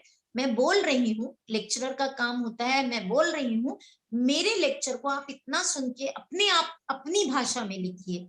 तो ये प्रैक्टिस होती थी आर्ट्स कॉलेज में और हमारे यहाँ बड़ौदा में। तो धुमाल सर का भी यही होता है कि वो चलते फिरते आपको कुछ चीजें ऐसे ही बता देंगे। जय सर कभी कुछ बात कर रहे हैं जैसे लखनऊ में जय सर, तो वो कुछ चीजों को, टेक्निकल शब्द होते थे जिनको बहुत सिंप्लीफाई करके बताते थे। शायद वही एक कारण है कि जो मुझे अभी तक सब कुछ याद है, क्योंकि मेरा मानना है कि यदि आप एक अच्छे टीचर बनना चाहें तो आपके लिए ये बहुत जरूरी होता है कि आप कितने सिंप्लीफाइड वर्ड्स में अधिक से अधिक जानकारी अपने मतलब जो स्टूडेंट्स हैं उनको प्रेषित कर सकें, दे सकें।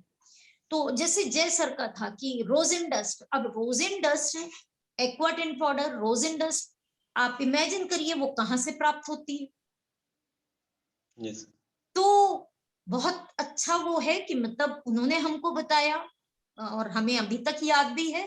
रोजिन डस्ट आपकी जो ये चीड़ के पेड़ होते हैं, पेड़ से यस उस चीड़ के पेड़ से आपका तारपिन का तेल निकाला जाता है।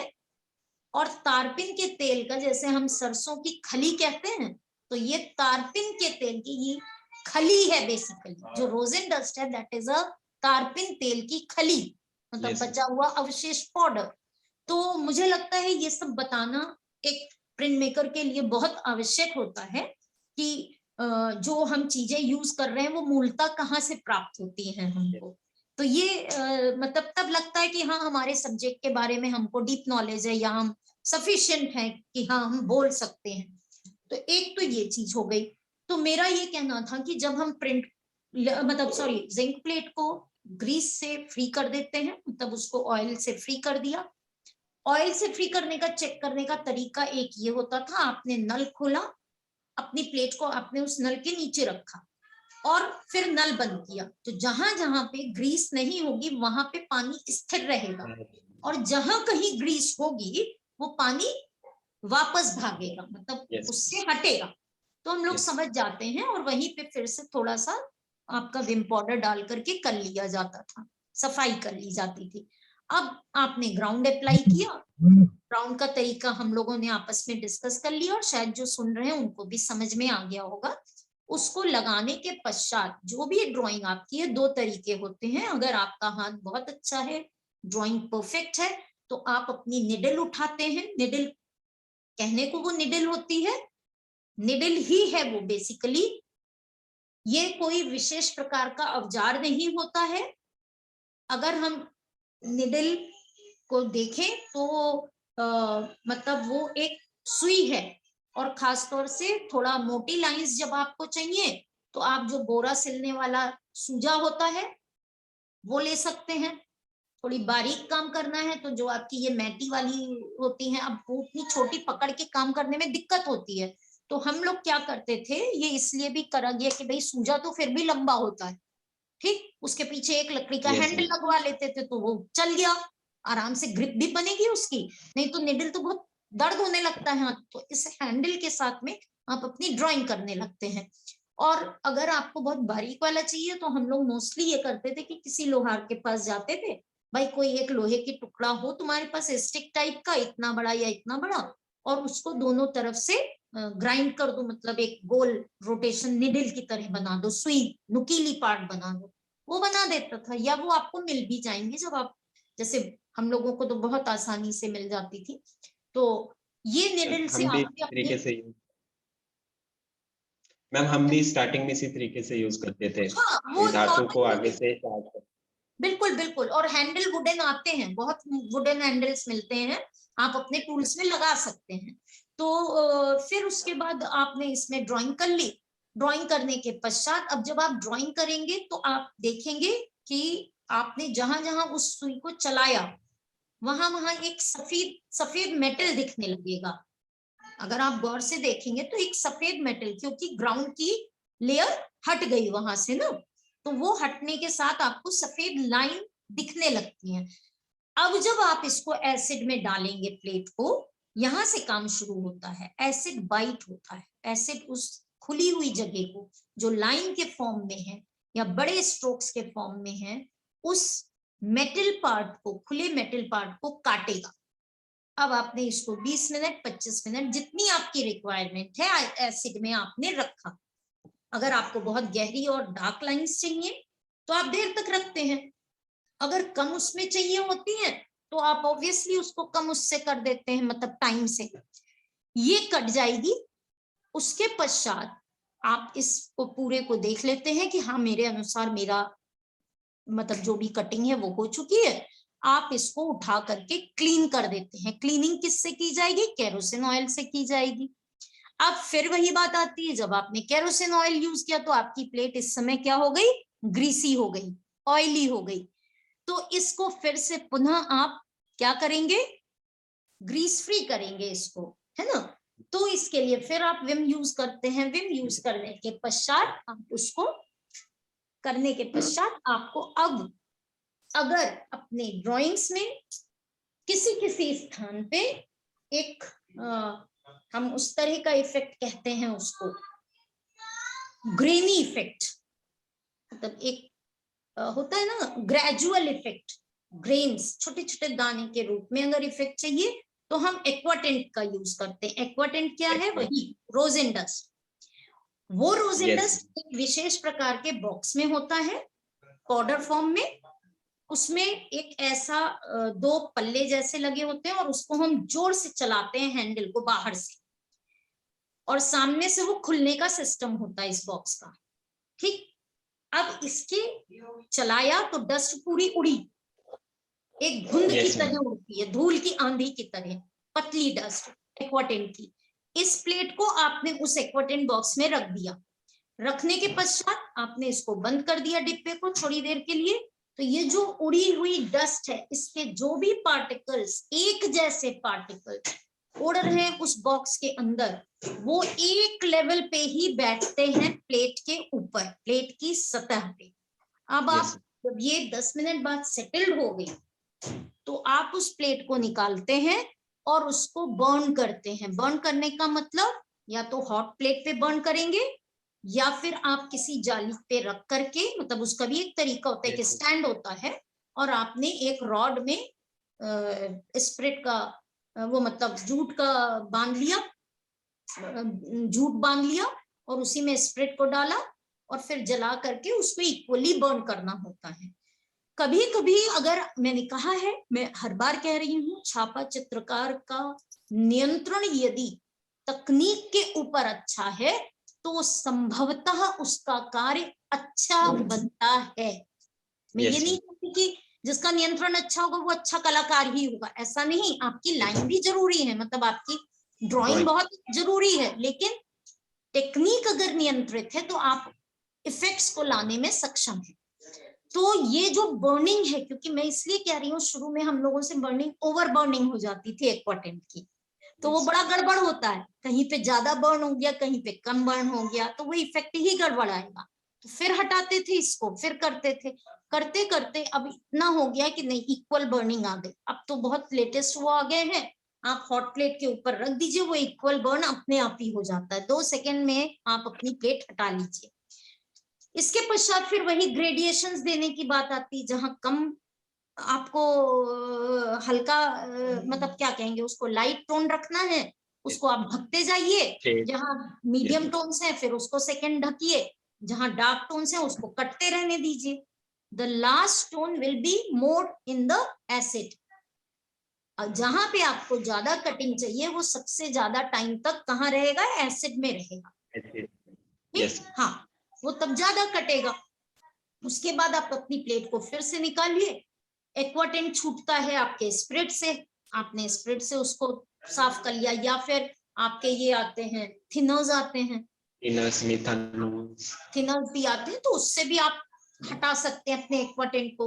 एक्वा टेंट की सफाई की, आपकी प्लेट, अब एक्वा टेंट करने से क्या होता है, यदि आप उसको माइक्रोस्कोपिक या कुछ वैसे लेंस के द्वारा देखें, मैग्नीफाइंग लेंस के द्वारा, तो मैं आपको बताऊं, 2 दाने जो रोजेन डस्ट के गिरते हैं, वो 2 दाने के बीच की बहुत सूक्ष्म कटिंग होती है, वो नेकेड आइज से नहीं दिखती है। वो अगर आप उसको किसी मैग्नीफाइंग लेंस से देखेंगे तभी आप देखेंगे, जहां पे आपने एक्वा टेंट किया है वो छोटे छोटे ऐसे करके पतले पतले रेशे टाइप की जगह वो कटती है। खैर, उसको फिर आप जब साफ कर लेते हैं, आपने फिर से अपना विम से उस प्लेट को साफ किया। इसके पश्चात यदि आपको एक कलर में काम करना है तो आपने उसको कर लिया, अगर 2 कलर में काम करना है या जितने भी कलर्स लगाने हैं, तो जब आप एक ही प्लेट के ऊपर कई कलर्स को लगाते हैं, जैसे जो काम मैं करती थी एचिंग में, उसको क्या कहते हैं, मल्टी कलर प्रिंटिंग में बोलते हैं, मतलब लिनो, वो सॉरी एचिंग कहते हैं, और लोकल इंकिंग बोला जाता है। लोकल इंटेग्लियो, क्या कह रहे इंटेग्लियो, हाँ, लोकल इंटेग्लो, लोकल इंटेग्लियो, हाँ, लोकल इंटेग्लो बोला जाता था, क्योंकि उसमें आपने एक ही प्लेट पे कुछ कलर्स के लगा लगा के उनकी मिक्सिंग करी है। ठीक, ये टफ प्रोसेस है। इसमें फिर वही बात आती है कि ये गंदे नहीं होने चाहिए। यस मैम, एक एरिया का दूसरे एरिया में कलर नहीं जाना चाहिए। हाँ, वो नहीं, तो इसके लिए भी एक आपकी मास्टरी होनी चाहिए, वाइपिंग के लिए, आपके सब चीजों के लिए। संभवतः कभी ऐसा होगा, चांस पड़ेगा तो हम आपको अपने भी एचिंग प्रिंट्स दिखाएंगे। मेरे में बहुत बहुत कलर्स एक साथ रहे हैं, बहुत सारे रहे हैं, मतलब कई सारे। हाँ, यस मैम, मुझे भी काम दिखाना। हाँ, मैं दिखाऊंगी आपको, मतलब है कुछ एक वर्क्स हैं, फोटोग्राफ्स हैं, तो वो मैं दिखा सकती हूँ आपको। खैर, उसमें करते हैं। और दूसरा ये है कि एक ब्लैक कलर की भी प्रिंटिंग, मतलब सिंगल कलर प्रिंटिंग में भी आप कर सकते हैं। तो ये तो आपकी एक इंटेग्लो की प्रोसेस हो गई। ठीक, मैं क्या 5 मिनट का ब्रेक ले रही हूँ, 5 मिनट के लिए। आप बस केवल 5 मिनट।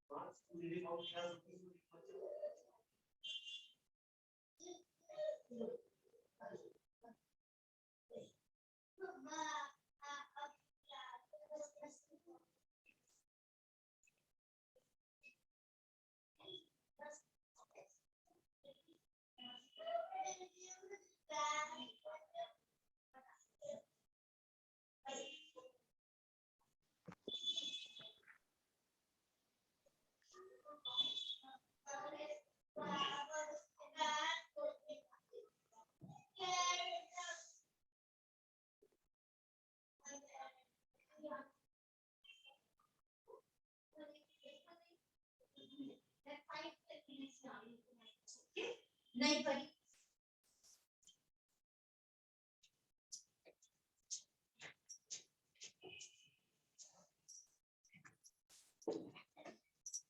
तो इसी तरह से इसमें कर लेते हैं। सेकेंडली इसके साथ ही एक एक तो ये एचिंग कहलाता है, जिसमें हम एसिड का प्रयोग कर लेते हैं, और इसमें एचिंग का प्रयोग करके इंटेग्लो खास तौर से, ठीक, इंग्रेविंग भी होती है इसमें, ठीक, जिसमें एसिड नहीं यूज हो रहा है, लेकिन वो लाइंस को ड्राई पॉइंट की तरह से करके निकाल देते हैं।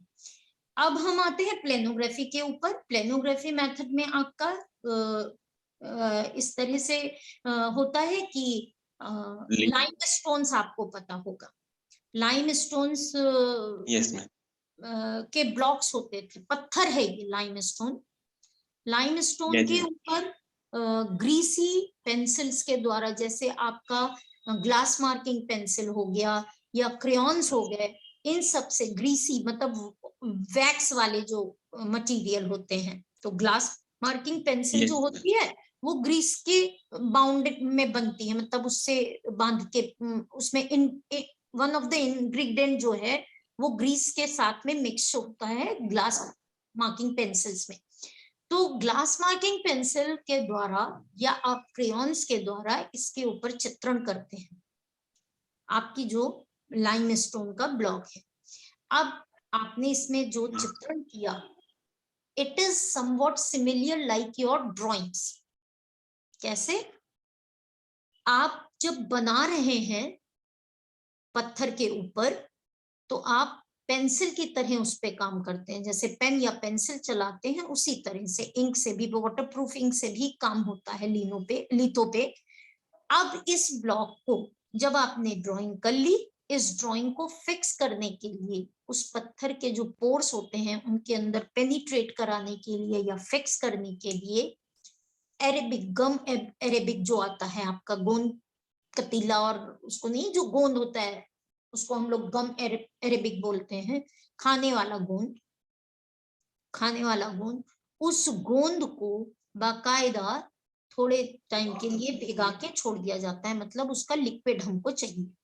जब वो अच्छे से फूल जाता है तो उसका जो लिक्विड पार्ट है उसको मलमल के कपड़े में या किसी और सॉफ्ट मटेरियल में छान लिया जाता है। अब ये छना वाला मटेरियल, क्योंकि इसमें कोई भी पल्प नहीं होता है गोंद का, ठीक, या कोई हार्ड कोई भी पार्टिकल्स नहीं होते हैं, तो इस लिक्विड को पूरे लाइम स्टोन के ऊपर, मतलब हमारी जो ड्राइंग है उस वाले ब्लॉक को पूरे पे एकदम इक्वल लगाया जाता है। ये भी फ्लैट ब्रश के द्वारा लगाया जाता है, ठीक, क्योंकि यदि ये लेयर, ये लिक्विड यदि मोटा हो गया तो वो जो ड्राइंग है आपकी वो पपड़ी की तरह उखड़ जाएगी वहां से, ठीक है, और इस पत्थर के ऊपर स्मर्जिंग हो जाएगी, मतलब धब्बा जैसा आ जाएगा।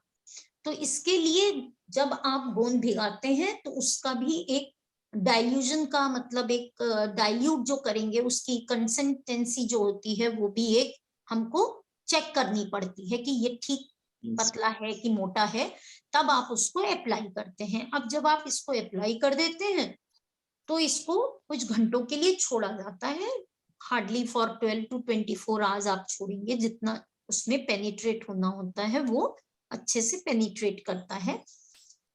उसके पश्चात अब जहां पर, अब ये गम का क्या प्रयोजन होता है पत्थर के ऊपर, क्या पर्पस है इसको अप्लाई करने का?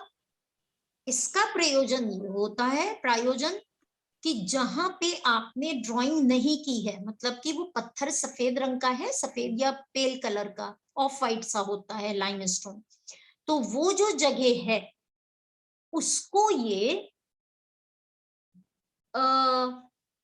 वैसा कर देता है, मतलब कि जो कि इंक को at the time of printing नहीं लेगा, ठीक, उसको सेंसिटाइज कर देता है, तो वहां पर इंक नहीं लगेगी। अदरवाइज अगर आप गम अरेबिक को नहीं लगाएंगे लाइमस्टोन के ऊपर और आपने अपनी ड्राइंग की और आपने रोलर में इंक उठाया और आपने रोल किया, तो पता चला आपका पूरा पत्थर का सरफेस काला हो गया, काला या जो भी रंग आपने रोलर पे लिया है उस रंग का हो गया। तो हमारा जो पत्थर या जहां भी हमको सफेद रखना है या लाइट कलर रखना है, उसके लिए हम इसको सेंसिटाइज करते हैं by using the gum arabic के लिक्विड को। इसको छोड़ा, फिर आपने इसकी सफाई की सिंपल पानी से। सफाई कैसे? बोल में पानी लिया, स्पंज लिया और उसको हल्के हाथों से गम को हटाया, घिसना नहीं है, घिसेंगे तो आपकी ड्राइंग कपड़ी बन के उखड़ने का डर होता है। तो हम उसको धीरे धीरे, पहले पूरे में हल्का सा पानी लगाए, फिर आराम से गीले स्पंज से उसको साफ कर लिया। अब साफ कर लिया, उसके पश्चात आप इसका प्रिंट ले सकते हैं। ठीक, प्रिंट लिया आपने, आपका प्रिंट ठीक आ गया, तो आपको एडिशंस निकालने हैं। आप उसी पत्थर के ब्लॉक से, आप एक ही पत्थर के ब्लॉक से बिना खराब, हाँ बीच में ये जरूर होता है अगर इंक भरने लगती है, जैसे माइन्यूट जो एरियाज हैं जिसमें हमने वर्क किया है या टेक्सचर्स हैं, वहां पे इंक भरने लग जाती है, तो फिर हमको रोकना पड़ता है प्रिंटिंग का काम, कुछ कृति मतलब कुछ प्रतियां निकालने के बाद, और फिर से हम गम अरेबिक का एक टोन लगा के छोड़ देते हैं। फिर नेक्स्ट डे आके प्रिंट निकालिए या 2 दिन बाद निकालिए। आप जितनी बार प्रिंटिंग बंद करेंगे ड्राइंग करने के पश्चात, आप जब कभी भी प्रिंटिंग को बंद करते हैं कि नहीं यार अब हमको मन नहीं है, हम 2 दिन बाद प्रिंट निकालेंगे, आज थक गए या आज मूड नहीं है, तो आपको हर बार गम अरेबिक का घोल बना करके अपने पत्थर के ऊपर लगाना पड़ता है, तो इसको प्रोटेक्शन मिली रहती है, ये सुरक्षित रहता है, आप जब चाहें निकाल सकते हैं प्रिंट। और इसके पश्चात जब भरने लगती है तो भी यही मेथड अपनाया जाता है कि पुनः एक बार रोलिंग करके पूरे में गम अरेबिक लगा दिया और फिर सुरक्षित छोड़ दिया, तो इसके द्वारा प्रिंट्स निकलते हैं।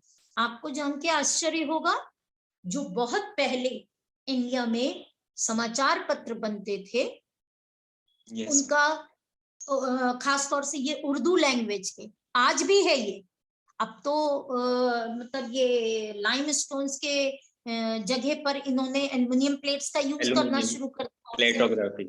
हाँ, ऑफसेट प्रिंट। अब तरक्की इतनी हो गई है, और इसमें क्यों उर्दू पेपर छापे जाते थे, क्योंकि आपको ये भी पता होगा कि उर्दू लैंग्वेज में लेफ्ट टू राइट लिखते हैं वो लोग। सॉरी एक मिनट, हाँ वो लोग right to left, left to right लिखते हैं मैडम, कह रहे आसिफ सीधे right to left, right to left, नहीं लेफ्ट टू राइट, कह रहे से सीधे की ओर।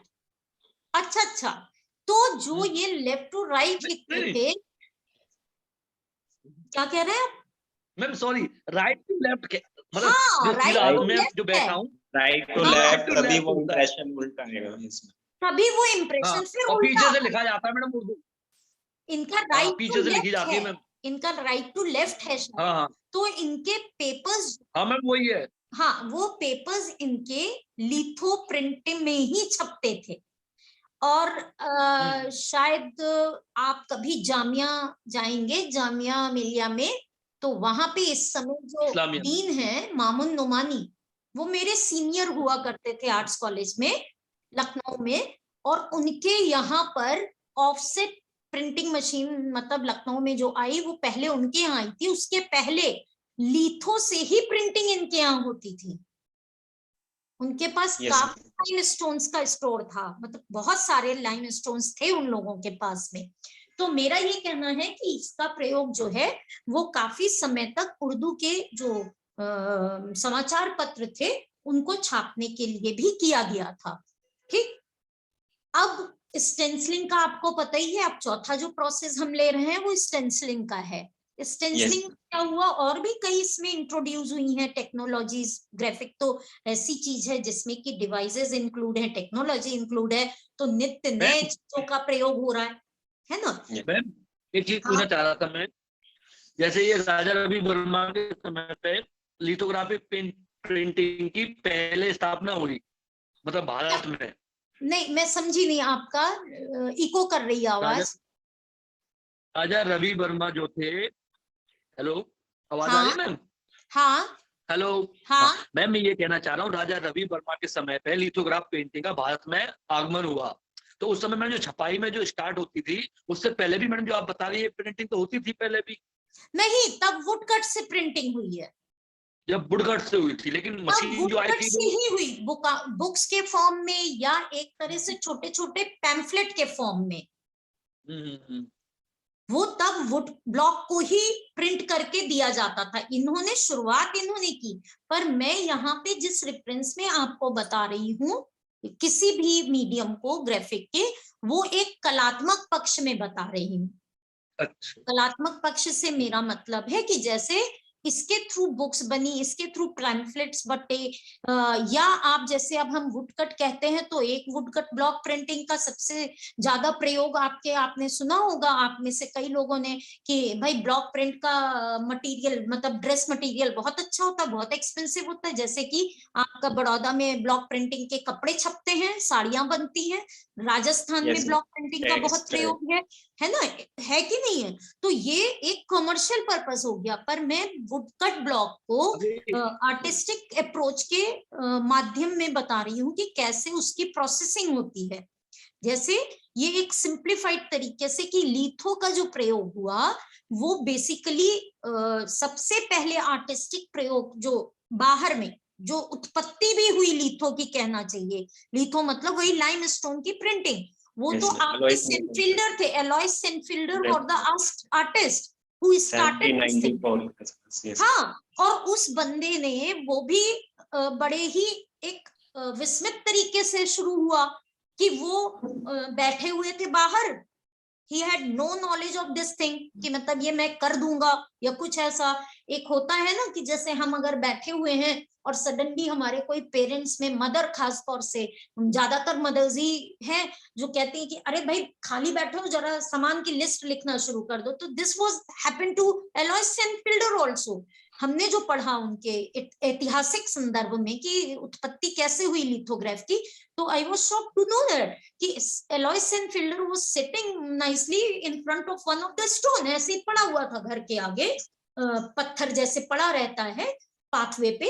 और उसकी मम्मी ने कहा, शायद मुझे जो रेफरेंस याद है, कि धोबी आया है, वो कपड़े दिए जा रहे, तो वो वॉशर वेमन की एक लिस्ट बनाओ। तो उनके हाथ में कोई ग्लास मार्किंग क्रेयॉन या कुछ ऐसी पेंसिल टाइप की चीज थी। He started writing on that. अब जब उन्होंने उसके ऊपर लिखा और उसके बाद जब कोई कागज वागज रखा तो वो ट्रांसफर हुआ, then this was the starting, the basic starting Alois Senefelder was that to do it. और इसी का फिर आर्टिस्टिक उससे प्रयोग कैसे किया जाना चाहिए, ये धीरे धीरे बढ़ता गया। And can you believe it, हम तो बहुत शॉक्ड होते हैं, पढ़ते हैं जब हिस्टोरिकल बैकग्राउंड में ये सब सारी चीजों को, तो आई एम सो शॉक्ड कि टॉलस लॉत्रे ने सबसे ज्यादा पोस्टर्स इसके द्वारा बनाए। टॉलस लॉत्रे ने मॉलन रूश के प्रमोशन के लिए लिथोग्राफ से पोस्टर्स बनाए। But see, those posters are not commercial posters. अब पूछिए कैसे, क्योंकि वो लिमिटेड होते थे। He didn't make the editions. फर्क है यहाँ पे।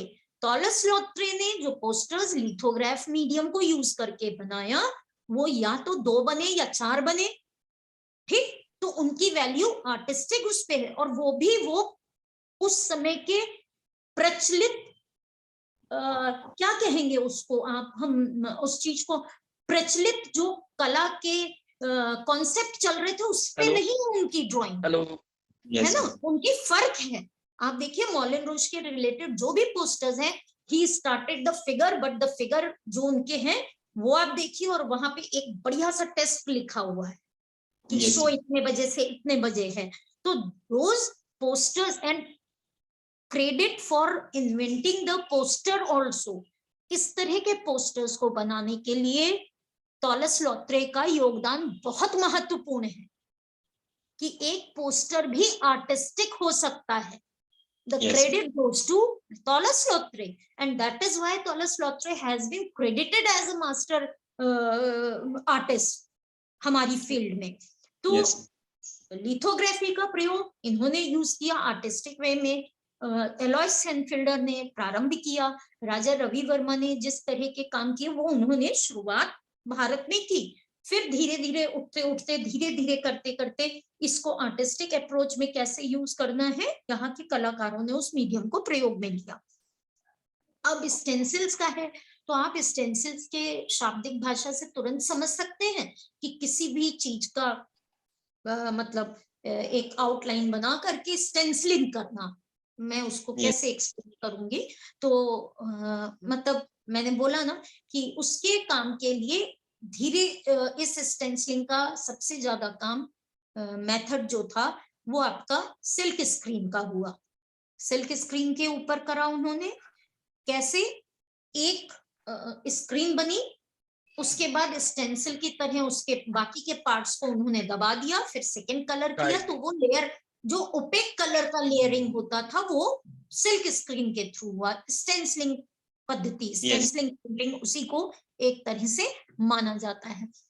क्योंकि ग्राफिक बहुत वास्ट है, वास्ट मतलब बहुत विस्तृत है, इसकी तकनीक जो भी है, जितनी भी इसकी मेथड्स हैं, और क्योंकि ये टोटल टेक्नोलॉजी और डिवाइसेस मतलब कि उपकरणों के ऊपर निर्भर है शुरू से, तो इसमें कई बदलाव आए हैं। आने वाले समय में हम लोग देखेंगे कि पिछले ही दिनों में बहुत जल्दी जल्दी इसके अंदर बदलाव आए, कि जैसे अभी अर्ली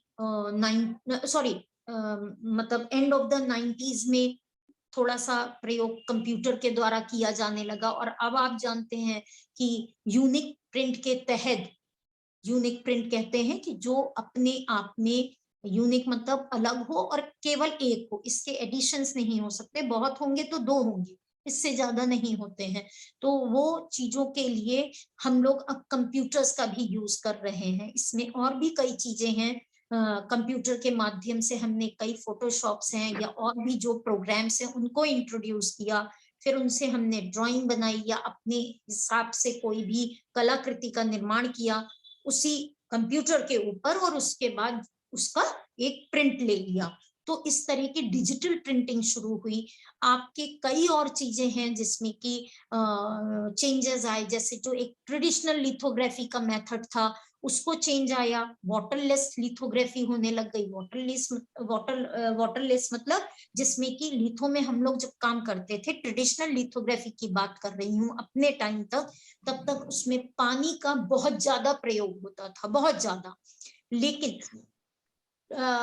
टैमरिंड जो वर्कशॉप है बाहर की, अमेरिकन है वो, टैमरिंड वर्कशॉप है, वहां के आर्टिस्ट उस दशक में, मतलब कि मैंने जो ज्वाइन किया था दिल्ली का वर्कशॉप, मेरे को भेजा गया था वहां पे मतलब इससे एकेडमी के द्वारा, नेशनल एकेडमी के द्वारा एज ए पार्टिसिपेंट। उसमें उन्होंने पहली बार तो नहीं कहूंगी, शायद ये दूसरा था उनका, दूसरी बार उन्होंने डेमोन्स्ट्रेट किया था कि कैसे आप बिना पानी के भी लिथोग्राफ को बना सकते हैं। तो that was called waterless lithography. आप अगर पढ़ेंगे तो आपको और भी चीजें समझ में आएंगी। फिर ऑफसेट प्रिंटिंग, आज हमारी ही प्रिंटिंग का एक बहुत रिफाइंड फॉर्म है वो। ऑफसेट प्रिंटिंग में भी 3 प्राइमरी कलर्स के ही प्रयोग से पूरी प्रिंटिंग हो रही है, ठीक। तो ऑफसेट प्रिंटिंग है, और आपका ग्रिसली प्रिंटिंग आजकल अभी एक उसमें आया कि किसी भी फोटोग्राफ को आप हाई रेजोल्यूशन में ले करके उसको अगर छापते हैं या प्रिंट आउट निकलवाते हैं तो थोड़ा सा उसमें मतलब एक वैसा इफेक्ट आता है कि जैसे एक्वाटेंट का इफेक्ट आता है, तो उसको ग्रिसली प्रिंटिंग्स बोला गया है। वो भी आजकल चलन में आया है, कुछ आर्टिस्ट उसको भी यूज कर रहे हैं। फिर नए ट्रेडिशंस में, नए फॉर्म में एक मुहिम चल रही है जिसमें ये कोशिश की जा रही है, फॉरेन कंट्रीज में तो बहुत ज्यादा इसको मतलब देखा जा रहा है और अपनाया जा रहा है, जिसको कहा गया, क्योंकि प्रिंट मेकर्स की हेल्थ सबसे ज्यादा खराब हुई इसलिए क्योंकि ये टॉक्साइड्स चीजों का यूज करते थे। टॉक्साइड मतलब हार्मफुल चीजें, जैसे आपकी benzene is highly cancerous, it is highly cancerous. Benzene जो होता है वो बहुत हाईली कैंसेरियस होती है ये लिक्विड, ये केमिकल, तो इसका तो प्रयोग आप समझ लीजिए फॉरेन कंट्रीज में बिल्कुल बैन है। और दूसरा आपका स्पिरिट फिर आपके उसमें फर्क डालती है आपके स्किन के ऊपर और कई चीजों के ऊपर।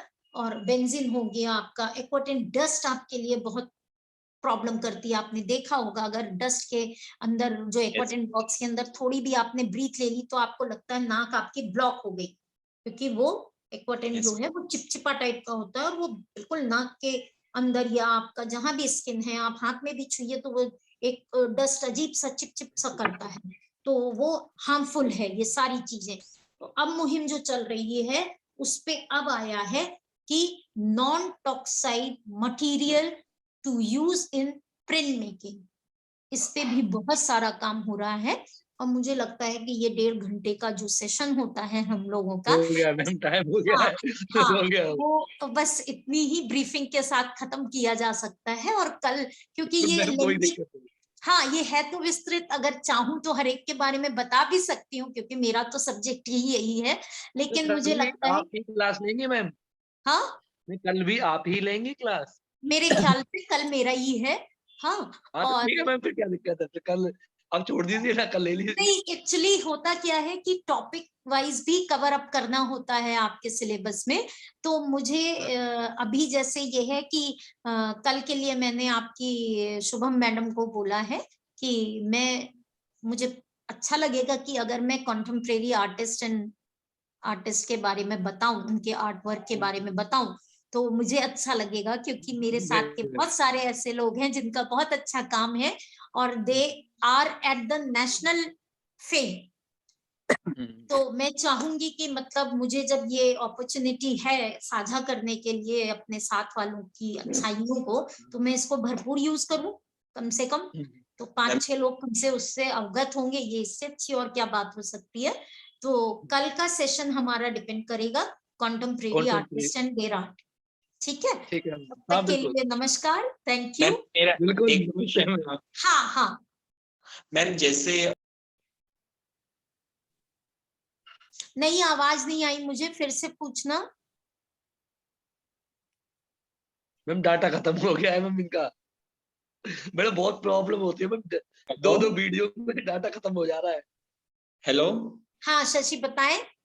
मैम, जैसे एक प्रिंट मेकिंग में एक प्रिंसिपल भी माना जाता है या फिर मुझे अभी पता नहीं, जैसे हम प्रिंट जब हमारा होता है तो उसके नीचे हम नंबरिंग करते हैं, साइन करते हैं। हाँ यस मैम, तो मैंने उसके बारे में पूछना था, वो कितना जरूरी है वो उस प्रिंट के बारे में लिखना। अगर मैं अभी देखिए, प्रिंट मेकिंग कर रहा हूँ तो वो हाँ, कहीं ना कहीं मेरी इमेज को इफेक्ट कर रहा है, मुझे नहीं अच्छा नहीं लग रहा है। नहीं नहीं नहीं, why it is important, हम Indian print maker are not that conscious, I am telling you. हम लोग इतने जागरूक नहीं है इस चीज को लेकर के, एडिशन के नंबर को लेकर के। लेकिन आपको मालूम है जो बाहर के कलाकार हैं वो बहुत पर्टिकुलर होते हैं। जैसे आपने अभी कहा कि वो हमारी इमेज को थोड़ा सा ओवरशैडो करता है, मतलब मुझे अच्छा नहीं लगता है क्योंकि हमारी आंख ट्रेंड नहीं है। ठीक, यस कैनवस जब आप बनाते हैं तो आप टाइटल सामने नहीं लिखते हैं शायद इसलिए, लेकिन इसमें क्या है कि ये कागज की चीज है और आपको वहीं पे डिस्क्रिप्शन देना होता है क्योंकि ये माउंट हो जाता है, मतलब फ्रेमिंग हो जाती है। अब जब आपने ये आर्टिस्ट प्रिंट है, अमेरिकन जो ये प्रिंट मतलब अमेरिकन प्रिंट काउंसिल है, ये इसने कुछ नॉर्म्स डिसाइड किए थे कि एक प्रिंट का मतलब क्या होता है। मतलब ये है कि यदि कोई कलाकार अपने द्वारा किसी चित्र को छाप करके निकाल रहा है, छापा चित्र को, तो किसी भी माध्यम में हो, लेकिन उसको उन्हें लिखना पड़ेगा कि ये किस नंबर का एडिशन है, मतलब किस नंबर का प्रतिकृति है। ठीक, और उन्होंने टोटल कितने प्रिंट निकाले, फर्क समझिए। अब मान लीजिए मैंने अपनी प्लेट का एक लिमिटेड एडिशन रख लिया, मानक बना लिया कि मुझे हर प्लेट का 10 प्रिंट निकालना है, तो 10 का मतलब हुआ 1/10। ठीक, मतलब ये 10 प्रिंट में से पहला प्रिंट है मेरा। Yes ma'am.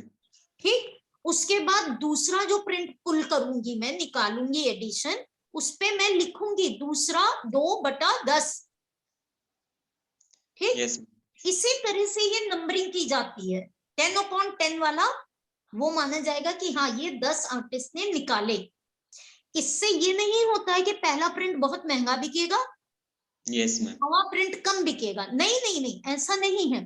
पर Yes, जो उपभोक्ता है, मतलब जो बायर है जिसने आपके वर्क को खरीदा, उसको ये पता चल जाता है कि हाँ ये एक मेरे पास पहले नंबर या तीसरे नंबर या चौथे नंबर में से एक प्रिंट मेरे पास है, 10 में से एक प्रिंट। और इसी तरह से 9 हो सकता है किसी गैलरी में हो या किसी प्राइवेट कलेक्टर के पास हो। जैसे मेरा कोई वर्क है जो कि मॉडर्न आर्ट गैलरी में है, अब उसका जो एडिशन नंबर होगा वो मॉडर्न आर्ट गैलरी में सुरक्षित है, बाकी के लोगों के पास दूसरे नंबर के। तो वहां पर Yes. जब भी फ्यूचर में मेरे बारे में कभी बात होगी तो उसमें स्पष्ट रूप से लिखा जाएगा ना कि मॉडर्न आर्ट गैलरी में इनका ये प्रिंट सुरक्षित है और बाकी इतने प्राइवेट कलेक्टर्स के पास भी है। आपने गौर किया होगा जब आप टॉलेस लॉट्रे में कह रही हूँ या पेब्लो पिकासो कहती हूँ या मैं विंसेंट वैन गॉग जो मास्टर्स हैं फॉर एग्जांपल प्रसिद्ध हैं, इनका वर्क, इनकी पेंटिंग्स आपने देखा होगा तुरंत ड्राइंग के लिए भी लिखा जाता है कि इस प्राइवेट कलेक्टर के पास में है, संरक्षित है, या फिर म्यूजियम में संरक्षित है। तो ये सुविधा इसके लिए है रिकॉर्ड पर्पज से कि हाँ एक आर्टिस्ट ने 10 एडिशन निकाले। दूसरा टाइटल आपने सामने लिखे, print making council of India ने ये वो मतलब सॉरी अमेरिका ने ये बोला कि आर्टिस्ट को अपना वर्क का टाइटल देना है सामने और अपना सिग्नेचर करना है। अब देखिए इस संदर्भ में एक एग्जांपल, मेरी फ्रेंड गई थी हॉलैंड, वहां पर आपके क्या कहते हैं इनका रेम्ब्रा का घर, मैंने आप लोगों को संग्रहालय में बताया, वो परिवर्तित कर दिया गया था घर एक संग्रहालय के रूप में।